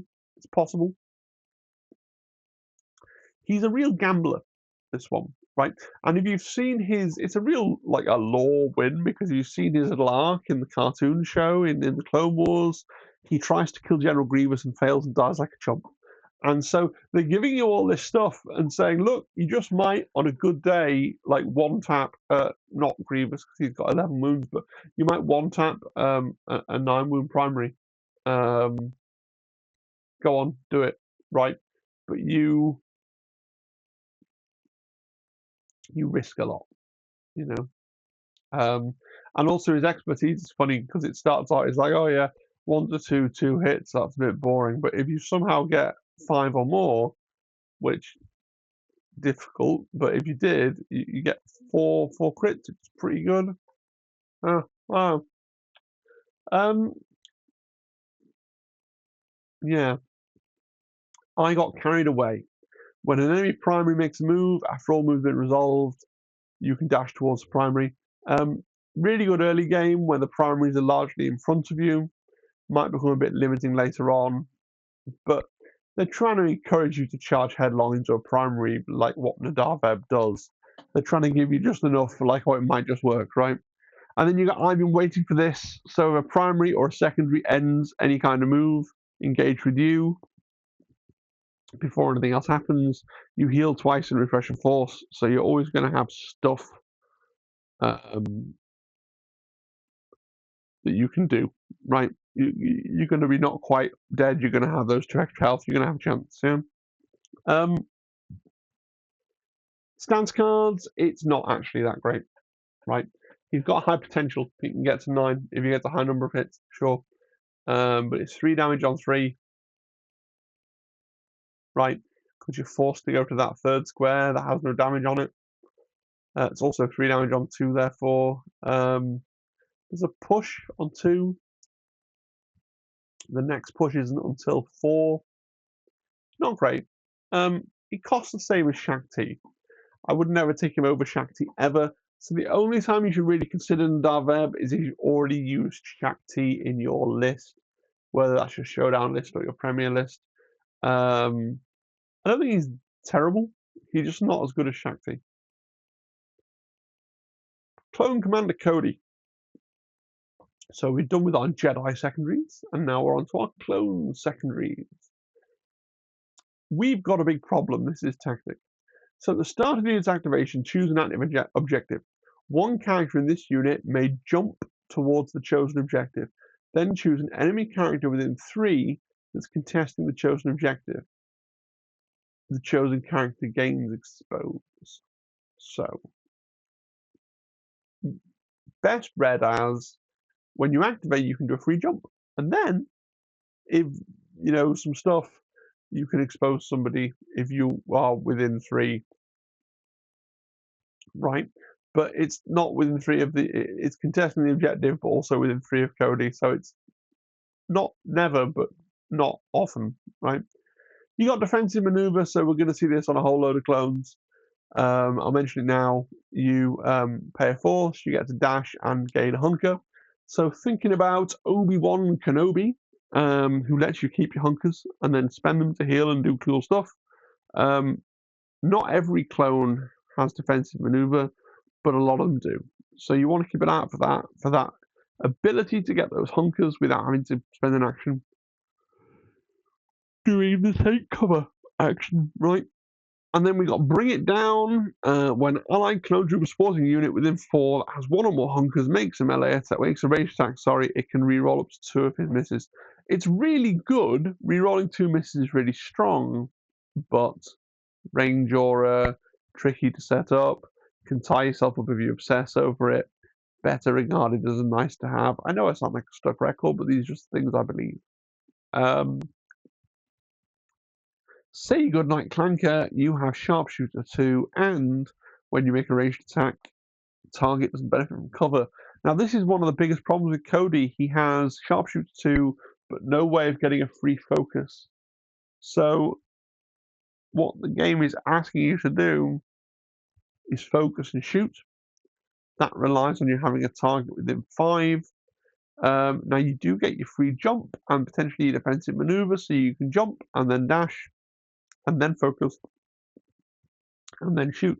And if that gets you a target, happy days. But what Cody really hates is having to go, if Cody's your first card, that's sad, right? Cody wants to be going once there are people near the midboard that he can kind of move towards and then focus and shoot. Let's look at his stance. 4 damage on 3. Okay. Yeah. Fine. A shove on 3. There. Doesn't set my world on fire. The thing with Cody is you're supposed to look at his card and be like, well, yes, but I could do 2, 3, 4, 5, 6, 7, 8 damage, right? Which is a lot. But you have to have everything so perfectly aligned to get that 8 damage. I don't think Cody's very good, right? Even though he was recently buffed. Okay, Commander Wolf. Flank 'em. Wolf's tactic gives you a free climb. Now, pros and cons to this, okay? It's free, and it is for a unit, and it's for each character in the unit rather than just one character, which is great. A climb obviously lets you change elevation, but you can't use a climb in combat. So, pros and cons versus a dash. Run and gun. So, Wolf and the troops that come within the Wolf pack have less synergy with Obi-Wan Kenobi. Basically, these are the clones that you go for when you're not running Obi, okay? Because instead of having spend a force to dash and hunker, they spend a force to dash and focus. Better, more offensive, but it does mean you're not generating these passive hunkers that you'd quite like to run if you're running with Obi-Wan. Pack Hunter. When a character in this unit makes a melee attack targeting an enemy character that's engaged with another allied clone trooper character, it adds 2 dice to the attack roll. 2 extra dice is really good, and you didn't need to spend any force for them. It's amazing. I think having a secondary and feeling like you need to cluster him in with other characters rather than spread out to control more of the board. Sometimes, especially in Struggle 1, or if you're playing First Contact, that can be the wrong choice. And sometimes you want to keep people mobile and able to exert pressure at different points on the board. On the other hand, having this guy there passing out 2 extra dice can be pretty good. Oh,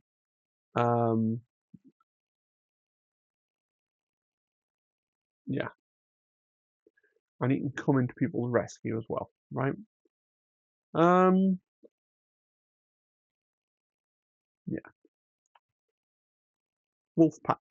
While this unit is not wounded, when an allied clone trooper character makes an attack targeting an enemy character within 5 of another allied clone trooper unit, the attacker's crits can't be modified by enemy effects. So this is when an allied clone trooper is within 5 of another allied clone trooper. Now it can't be when an allied character makes an attack targeting an enemy character within 5 of another allied clone trooper unit.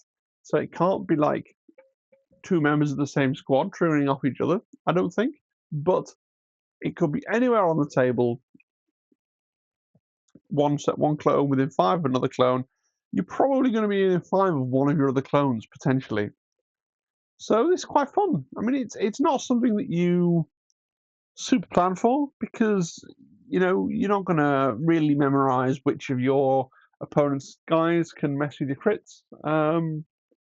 Yeah, that's fun. Stances.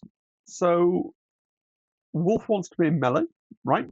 His melee expertise is far, far better than his ranged expertise. His ranged expertise is bobbins, and he has got more dice, though, at ranged, but he wants to be in melee, right?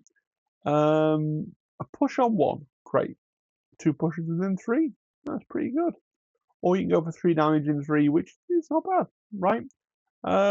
Wolf's pretty cool, hands out some really interesting buffs, and he's pretty good at doing damage and stuff himself. Yeah. Captain Rex. Get a move on Soldier. At the start of this unit's activation, choose a character in this unit or another allied Galactic Republic character. It may dash and it gains a hunker. Free hunker, free dash. Great, yeah. Especially if Obi-Wan's there and you're just keeping your hunker. Even if it was someone else that couldn't ordinarily get a free hunker, like the other primary, for example, like Anakin. Keep his hunker, keep it forever. Why not?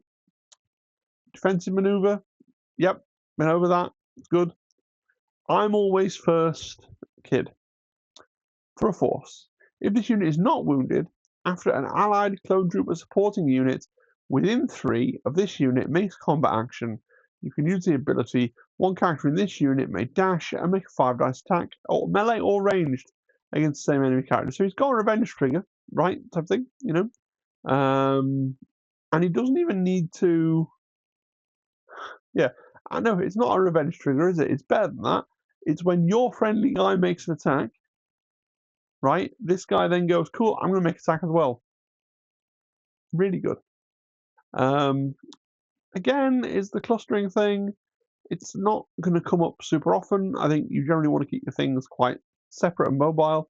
But when it does come up and you get to just get a free 5 dice attack and potentially finish something off, why not? Why not?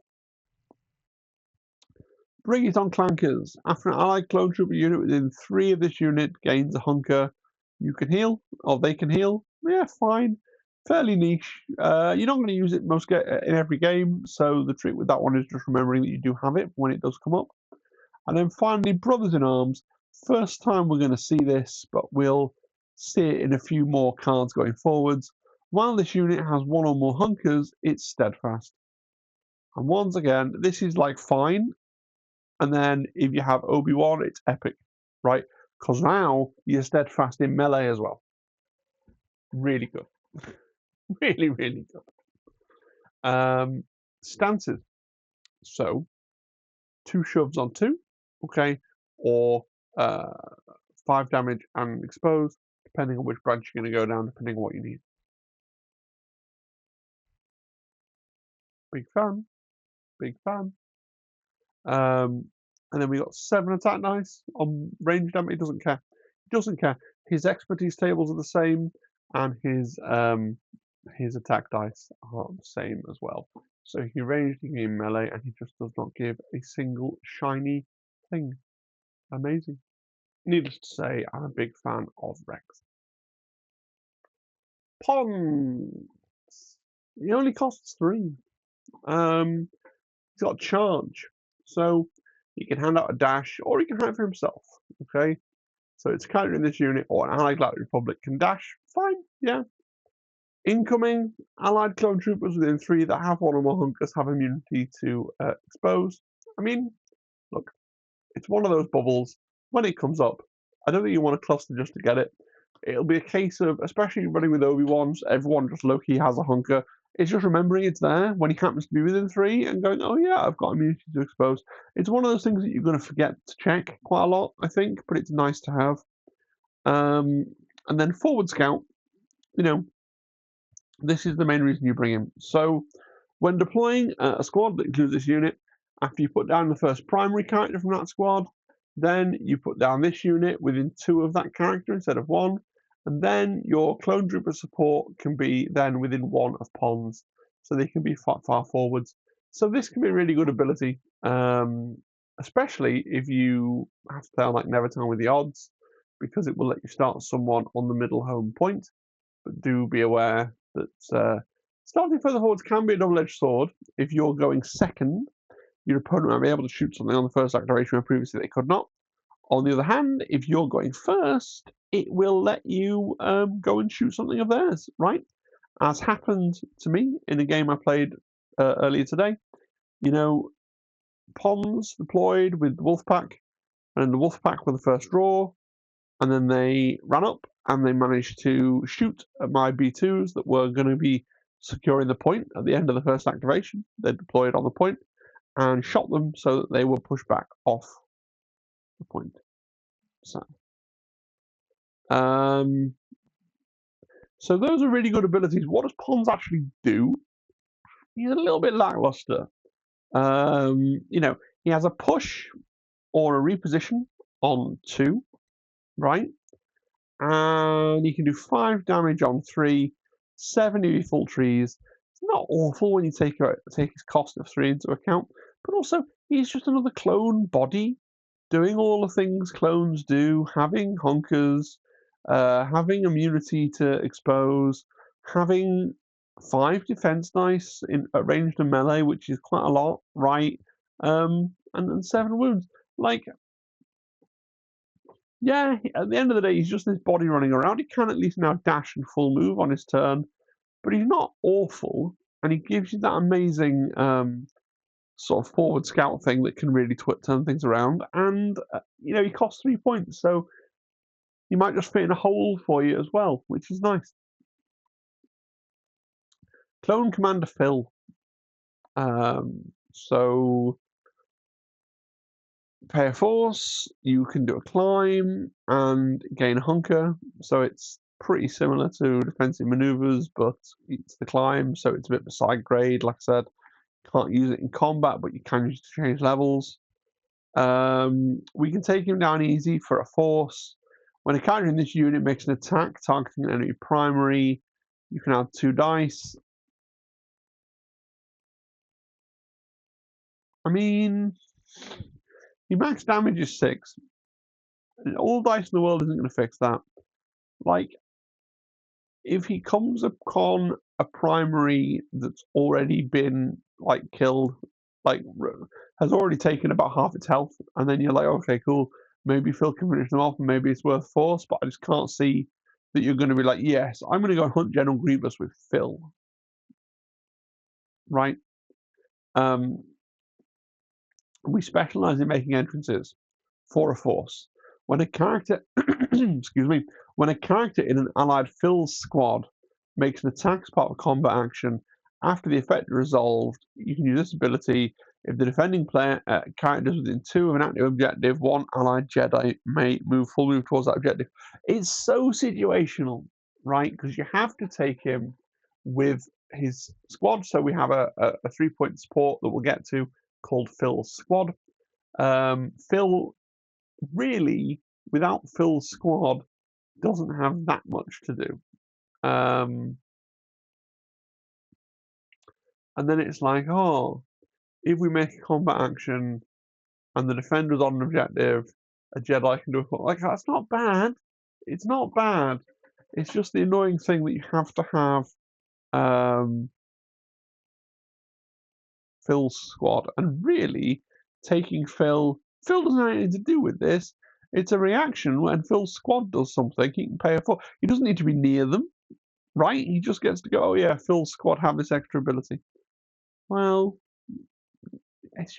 I don't like having my list building prescribed to this extent. And then commanding presence is like, oh, when an allied Galactic Republic trooper within 3 would get a condition, you can instead suffer damage. Like, well, yeah, you might do. To avoid a pin or a strain, you might do. Just anything. It's not normal in Shatterpoint to have these downsides all the time. So it's like, well, is it really worth it? Maybe. But they have to be within 3, so it's not something you're running around trying to position yourself to do. Like, oh, right, yeah, I'm going to go and stand next to him, and then if you give him a thing, then you can just take a damage instead. Like, that's not really the stuff dreams are made of, right? And his stance is worse than Pond's. He has to get to 3 to get a push, and his tree max is at 6, and it's 3 damage on 3. I don't really like Clone Commander Phil.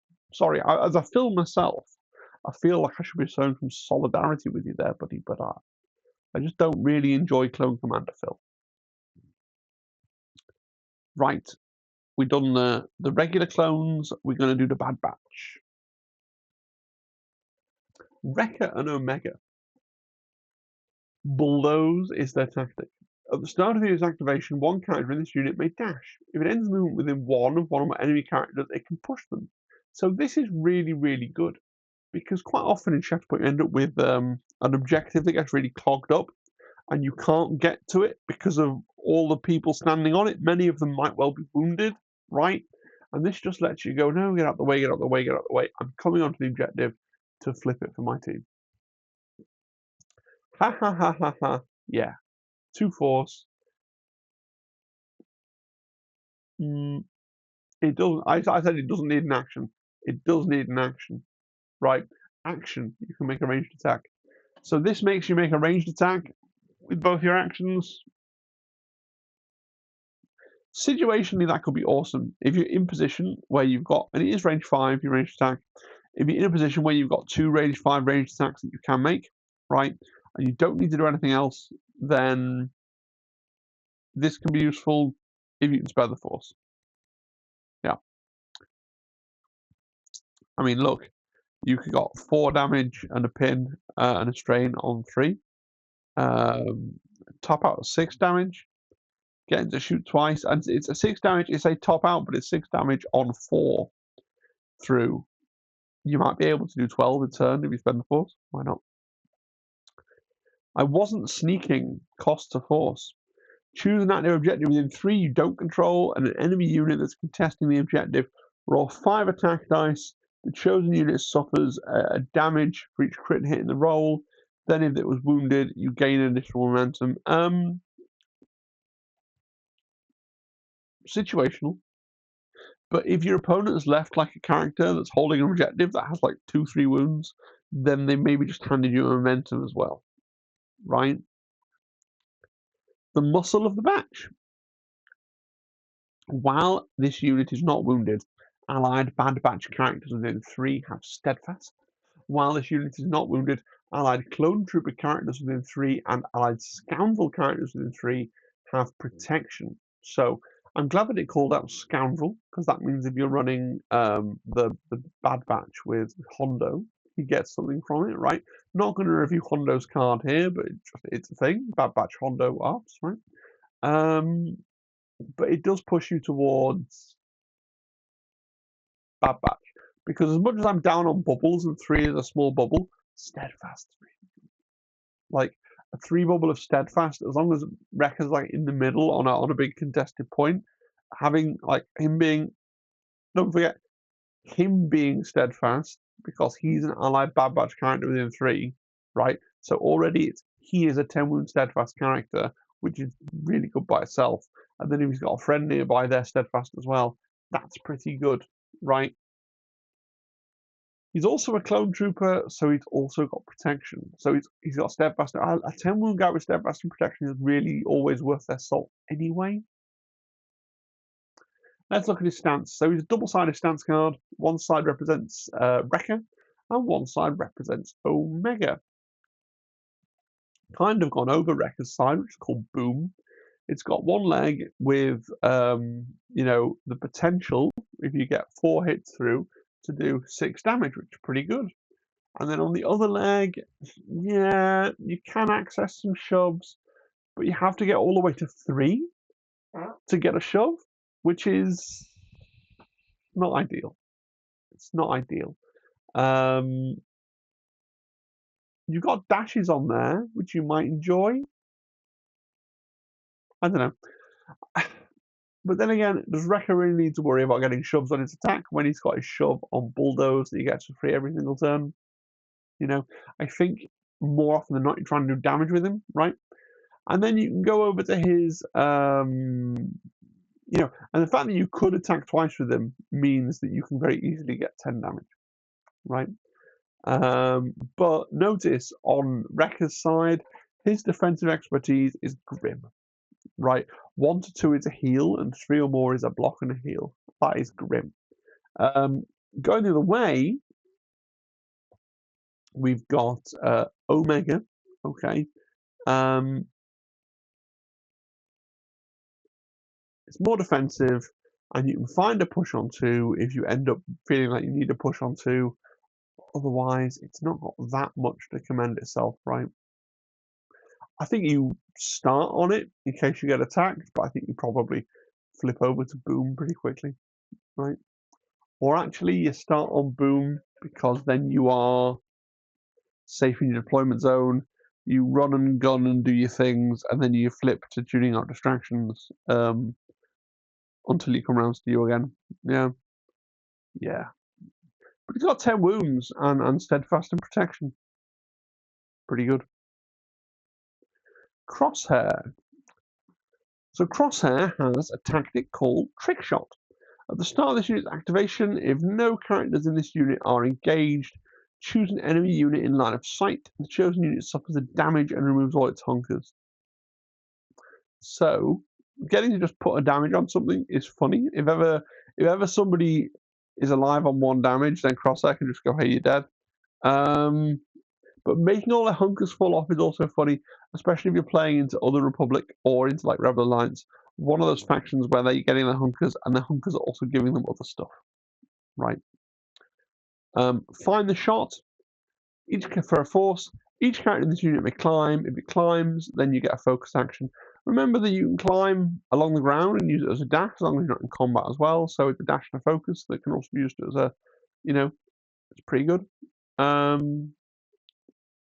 Relax, I'll handle this.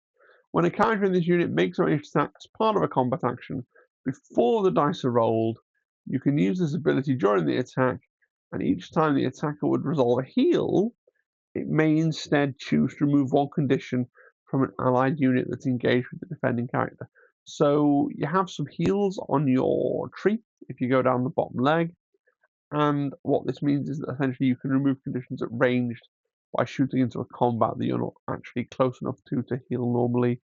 Situational but free, And it's worth saying that the heals aren't down some weird vestigial healing branch. Actually, the heals are down the branch of your tree that you would go down if you were trying to max damage. Right. Deadeye of the batch, he has Sharpshooter 2, he ignores cover.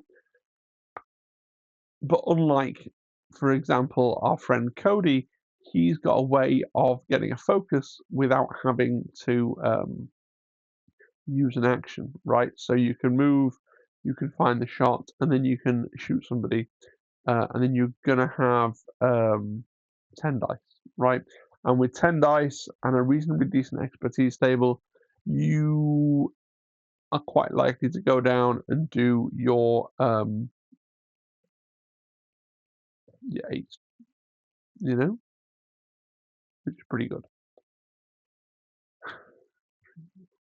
Yeah, 8. And you'll also get to heal friends or yourself, and you get a repo, you get to pass out a pin. If you really need shoves, you go top way, you've got 1 shove on 3, and then a mighty 2 shoves on 5, which is pretty good as well. Yeah, pretty. I don't know how useful sniper characters are in Shatterpoint in general, but Crosshair is one of the best sniper characters if you want one. And you've got to remember, you don't have to play him thematically at the back on a thing shooting. He can be just outside of melee, shooting his sniper rifle and getting all these benefits as well, right? Sabe Royal Bodyguard. So not a clone or a Jedi. Okay, it's just Keira Knightley. Loyal protectors. At the start of this unit's activation, each allied handmaiden character may dash towards an allied primary character. I dislike this for so many reasons. 1, it's restricted only to handmaidens. 2, it means if you draw Sabe early while Padme is still behind you, right? Because that's how we deploy in this game, then it's useless, right? Dashing towards a primary is great as long as the primary is activated and moved up the field. Very restricted. Exposed flank. This is funny because we just reviewed Crosshair. So for a force, each character in this unit may climb. If any character ends the movement at a higher elevation than it began, characters in this unit have Sharpshooter 1 until the end of the turn, and they immediately focus.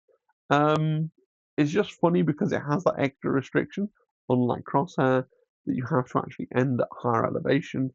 But assuming you can manage that, it's only Sharpshooter 1, but you are getting a 9 dice shooting attack. But you've only got range 4 on your gun. Okay. Coordinated assault dash is pretty good, right? So if you're within 5 of somebody makes an attack, after they do the attack, they can dash. This is a really good ability. I don't think you take Sabe just to get it, because we can get on ARF troopers that are a support. We'll look at those in a minute. But it is a really cool ability. And then Bodyguard, allied primary characters within 2 and secondary characters within 2 have cover 1. I'm not really sure what you're doing with Sabe. Are you staying close to your primary to Bodyguard, or are you going to climb up on a post to make your shooting better? Like, there's a little bit of counter synergy there that annoys me a little bit as well. Okay, so let's look at the stances. She has a shove on 1, 2 shoves within 3, 4 damage within 3, a reposition in 3. It's a good and a flexible tree. Um, you know, I like to see a shove on 1. I like to see a reposition that's relatively attainable. 4 damage on 3 is okay. I mean, she's probably going to have 9 dice, so, you know, what? We're going to do 1, 2, 3, 4, 5, 6. It's not the most, though, is it? Ah, I just don't understand. I don't understand. There are so many better things that you could be doing. I think Padme's box as a thing is usable, but it's just such a weird outlier for the rest of the faction. So here's my ranking of secondaries. I don't like to rank the 4 costs, the 3 costs, and the 5 costs in one big rank because obviously the 5 costs are better and the 3 costs are worse, right? I think in terms of the 4 costs, your best one is Rex, and then Ahsoka, and then I quite like Wolf, then Barriss, Crosshair, Wrecker, and then Sabe and Cody. Of the 4 costs, Cody and Sabe are the only 2 that I think I'm never going to take in a list. Like, I don't see they ever have a place. Everyone else is usable depending on what you need. Obviously, I'm talking about a general public list. If you are doing all of Bad Batch, then obviously the Bad Batch guys are worth taking in that context where you've got like 3 or 4 Bad Batch cards that you're using. And I actually think if, say you wanted to drop 1 because you wanted to do like 1 squad Bad Batch for and 1 squad something else because it was for like Premiere or something, I actually think Crosshair's the one you drop. In the context of everyone's Bad Batch, I think Wrecker is better. But in the context of a generic Republic list, I think Crosshair's better. For the 3 costs, Pons I rate, Phil I don't. And in the realm of the 5 costs, I think that Shakti is really, really good. Nadar's not great. He is better than some 4 costs, though. So, like, you know, I think he probably slots in above Wolf and below Padawan Ahsoka. So, if for whatever reason, let's say you wanted to run,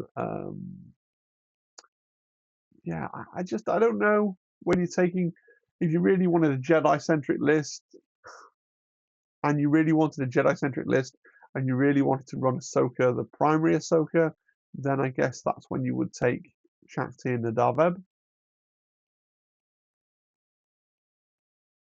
Yeah, yeah. Let's get on to the sports. So we're going to start with 104th, the Wolf Pack. So the Wolf Pack have run and gun. So this is, we've seen this before. They dash and they make a focus. Same thing. The only time this is better than dashing and hunkering unless you want Obi, since he really wants folks to have hunkers. Coordinated fire strain. Now, I'm a big fan of coordinated fire strain only because if you go all the way, we're going to go all the way back for a minute and look at Anakin Skywalker, which I think was the very first slide in the deck. There you go. You look at Anakin Skywalker's tree in Form 5 Gem So, and you'll see that his 3rd step there is a strain and 2 damage. If you have coordinated fire strain, and so you can already apply a strain onto your target before you swing with Anakin, that means that on 3, he's doing 8, right? And that's a really interesting damage breakpoint, right? Because lots of things are 8, not 7. And it means on 4, he's doing 9, on 5, he's doing 10, right? And on 6, he's doing 11, which is kind of a big deal. So I do rate coordinated fire strain as a concept. I think it's pretty good, right? And then Pack Hunter, when a character in this unit makes a melee attack targeting a character engaged with another allied clone trooper, you add 2 to the attack roll. I wasn't as big a fan of Pack Hunter on Wolf because I was like, well, you don't necessarily want to cluster all your models like that, but on the Wolf Pack, you often are clustering supports together, and they can give this to each other. because it's character. Nowhere in there does it say unit. So that's good. That's really good, right? Because it means that they can have 8 dice attacks on the regular when they're in melee. Their stance is a little bit lackluster though, like a push on 2, that's okay. Only 2 damage on 3, whichever way you slice it is a bit sad. If you get extra dice from your pack hunter, maybe you will get to 8 damage, which is pretty good. You know, if you attack both times and get 4 with both ones, right? Pretty good. The 212th Clone Troopers. So they have defensive maneuver. Don't need to talk about that so much. We have defensive coordinated fire pin, which I don't rate much because you know how I went back and looked at Anakin and went like, oh, he's got a strain here. There's not many of your bigger beaters that have a pin early on to get converted to an extra damage like that, and so it's not very good from that perspective.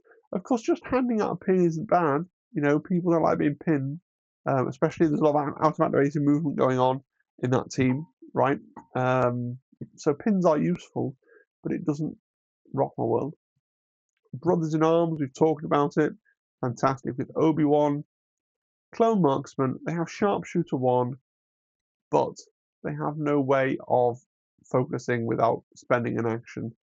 So they're similar to their captain, right? They're similar to Cody. Yeah, they get the dash, but then they need to focus and shoot. So are they going to have somebody that's within a dash and then range 5? Yeah. Not impossible. I just really hate having to activate early when things haven't been able to move towards them, or they've not been able to get an out of activation movement from Rex, people like this. You know, don't really rate them for that reason. The tree, very short tree, right? But if you don't get to 4, if you don't full tree, you're gonna be sad. Like, a pin and a damage, a push and a damage, an expose, and then the full tree. If you can full tree, that's 6, right? You do that twice, you can kill anything. But setting it up is a little bit difficult. Clone Commandos. So they have defensive maneuver, which we've talked about. Yeah. They have coordinated fire damage, and I've been talking about how you can use coordinated fire to get extra damage on your big bruisers. This just cuts out the middleman, right? Just throw in an extra damage. Yes, please. Ascension cables, so you have scale, which allows you to convert any other kind of move into a climb if you choose to do so. Now, what's particularly good about this on this model is you've got a reposition at the end of your attack tree if you get there. You've also got a reposition on the end of your defensive expertise table, so you can convert those repositions into climbs if that's useful to you at the moment you're in. Brothers in Arms, yes, we've talked about it. It's fantastic, especially with Obi-Wan. It's okay without, right? And then Commando Armor, you have protection. So that is why you only have 7 wounds and not 8, because you have protection, which is better than having 8 wounds, because it's like having an 8th wound that grows back in between being shot. Now, you do 4 damage on 3, which is pretty good, and you could manage 8 damage if you get all the way through, which is really good. Only downside on Republic Commandos is they don't have any shoves. No shoves. None. Echo and Tech. So, fight smarter, not harder. Cost to force. Choose an active objective within 3, controlled by an opposing player. Remove one of these units' hunkers. If you remove the hunker, remove the opposing player's control token from the chosen objective. You read this and you think it's really powerful, but they have to be within 3. And so if you're within 3 of an objective, you pay a force. Either they've got one model on, in which case you can just walk both of your models on and take it, and why are you paying the force? Or they've got 2 models on, and you've kept your 2 models together, so same deal. The only suggestion where it's worth doing is where you can't walk onto the point because you are 3 away and not 2 away from the point, which is a very fiddly little range to be in, and they've got nobody on the point, so you're like, "Oh, I can't quite get there, at least I'll take it away from you," which is so situational, it's painful, right? Keep a low profile, this is defensive maneuver, it's good, okay. Forward planning, when an allied primary within 4 or allied secondary within 4 starts the activation, you can remove a condition. Yeah, nice, yeah.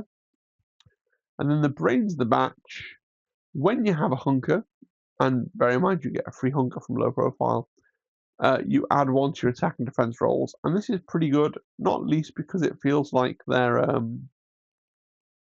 attack and defense rolls haven't been artificially kept down. It feels like you're actually getting a bonus. So let's look at the stance cards. So the expertise tables are not wonderful, but I have seen worse. Okay. A push on 2. Yep. A repo on 3. These are pretty good. Damage is lackluster. You max at 4, but hopefully you're doing 2 attacks because you're a 2 model unit. Man, you get all the way to the end and you're rewarded with a free use of Fight Smarter, Not Harder.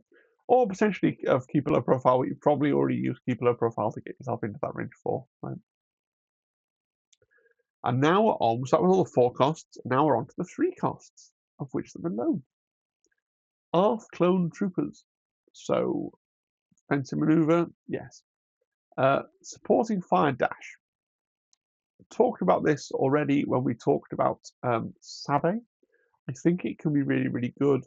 This can really, really benefit Anakin, who has that ability to do a second attack. So he can kill somebody, dash, and then kill a second person potentially.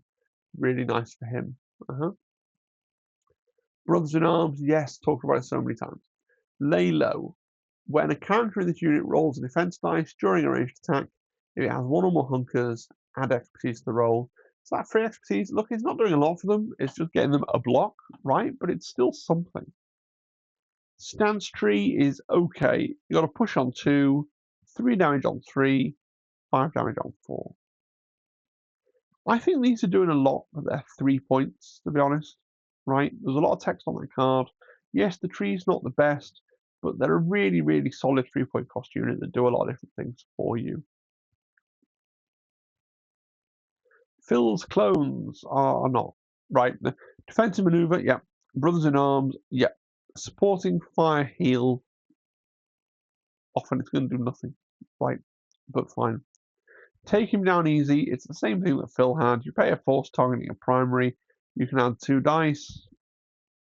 The thing with abilities like this is you only get it on 1 of their 2 shots as well.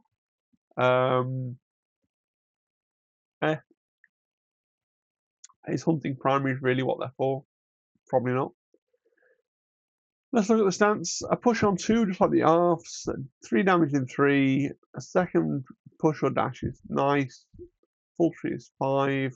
But to do a full tree this time is 5 successes. With the Arths, it was only 4. I don't really rate them. Even with Phil giving them an extra Brucey bonus, I still don't really rate them. 501st. Defensive maneuver, yep. Brothers in Arms, yep. Coordinated fire strain, talked about this one already as well, but really good with Anakin, just because it really does change his thresholds. And unlike the Wolf Pack, which was the last time we talked about this, these guys will actually fit in his squad, in Anakin's squad easily. So that's nice. Stance. Having to get the 3 for a push is annoying, but 3 damage on 2 is pretty good. And on the theoretical max of 6 damage, repo on 4, you may reach it sometime. Right? Bit of a long shot, but you may get there. Their expertise is nothing to write home about, but for a 3 cost, Pretty good, right? Pretty good. And then the final 3 costs, I think, is the Padawan Learners. So Padawan Learners are interesting.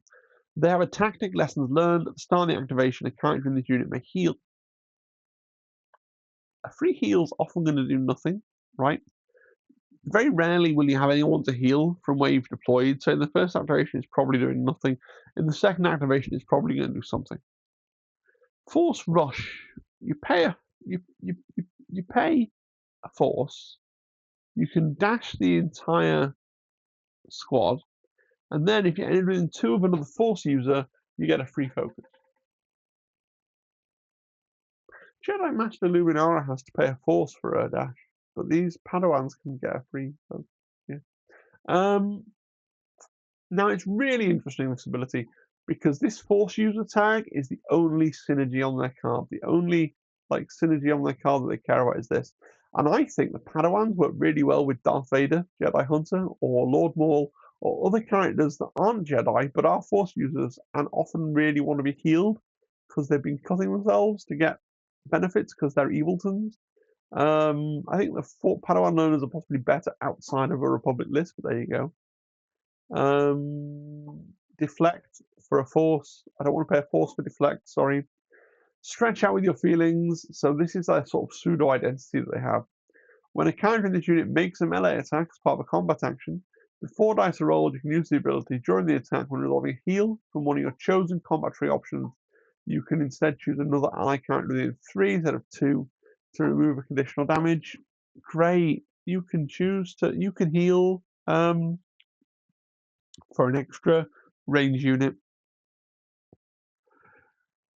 Not nothing, right? It's not nothing, it is something, and they are only a 3 cost support, so it's fine. Let's look at the stance. So damage and heal, going into a damage and a push, and then you can go into 2 heals. They got a lot of access to heals, that's their kind of thing. But they got a shove on 2 and another shove on 3. This makes them the most shove-tacular of any of the other 3-point supports. But of course, it's worth saying they haven't got a gun. And they have 7 wounds. Right? Makes them hard to want. Makes them hard to love in a Republic setting. Right? And their expertise tables are phenomenally bad. Oh, just when I thought we were done, we've got to talk about the Naboo Royal Handmaidens. They cost 4. So, exposed flank. We've seen this before on Sabe. Pay a force, do a climb. If you actually climbed up a thing, right, you get a sharpshooter 1 and a free focus. Coordinated fire disarm. Now, this is interesting for Ahsoka and Obi-Wan, who, similar to Anakin, do actually get a bonus damage in their first 3 if the thing they're shooting at is disarmed. Not bad. And then you've got Intercede. While this unit is not wounded, enemy characters engaged with 1 or more characters in this unit cannot target allied primary or allied secondary characters with attacks. And again, the counter synergy, do you want to climb away and shoot or get into the mix to protect your primaries? Stance, they don't know how to push. 4 damage on 3 is solidly okay. My rankings for the supports. So for the 4-point supports, I really only like the Clone Commandos and the Wolfpack. And for the 3-point supports, the ARFs and the 501st. I think Phil's clones are bad. I think the 212 are bad. I think Echo and Tech are bad outside of Bad Batch.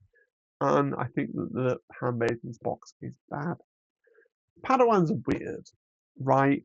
They can do work for you. I'm not sure you want to run them in Republic that often because what you want to do really is run clones with potential to have Steadfast and Hunkers and all the rest of the things.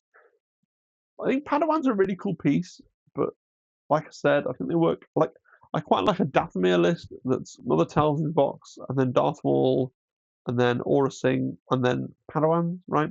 I think they could work well with Darth Vader as well, but yeah. Do they work well with the General Republic stuff? Probably not. They could be swapped around with Phil's clones, but really they're both just in the bin, you know? It's those top 4 that are really good, The rest are in the bin. It's possible that the ARFs...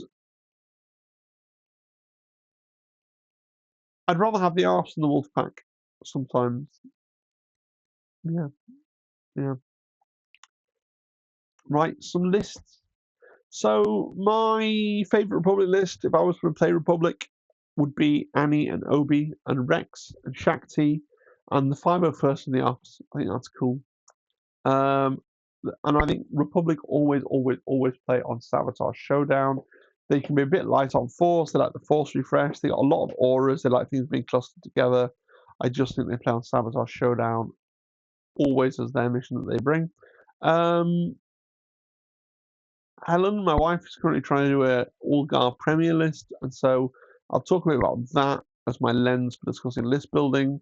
So I quite like, if we start on the far left of the screen here, we basically got Anakin's squad with Ki-Adi-Mundi's squad, with Padawan swapped out for the ARF clone troopers, and then you've got Bad Batch with Obi and the clone commandos.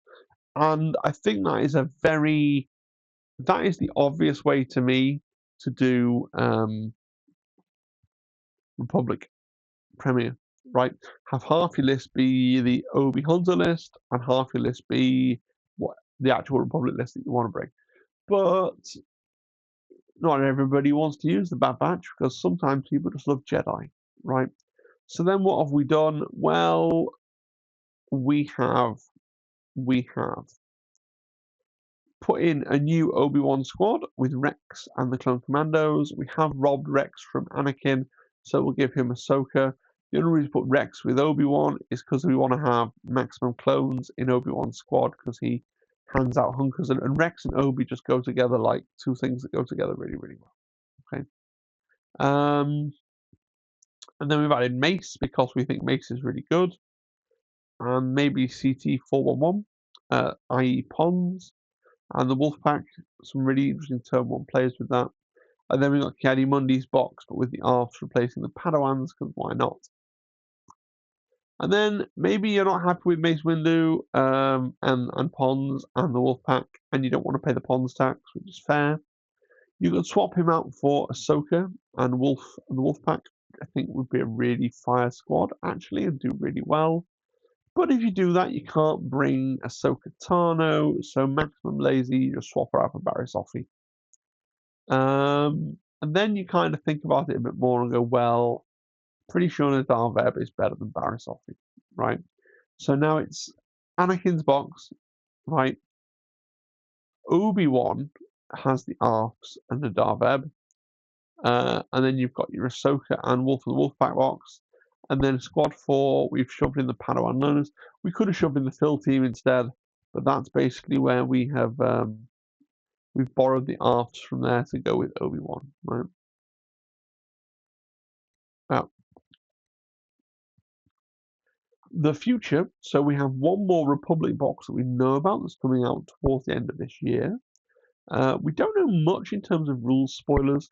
Honestly, I don't know that much about these guys because they're from a video game, and I've not played really any of the Star Wars video games at all. I think they had a cameo in the Bad Batch. One of the only things that we do know about them is they are going to have the commando tag and do something with it. And we've seen the current clone commandos, the generic clone commandos, as well as clone commander Cody, have the commando tag. So maybe there's going to be some synergy there, which is going to boost up Cody a little bit, which is nice.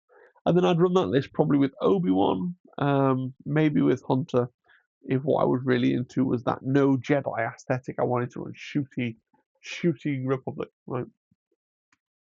Final thoughts. It's been 2.5 hours. Gosh, this was a lot of work. Republic feel like the most complete faction yet, with so much stuff that's just, you could ignore it and still have loads of stuff to build your list out of.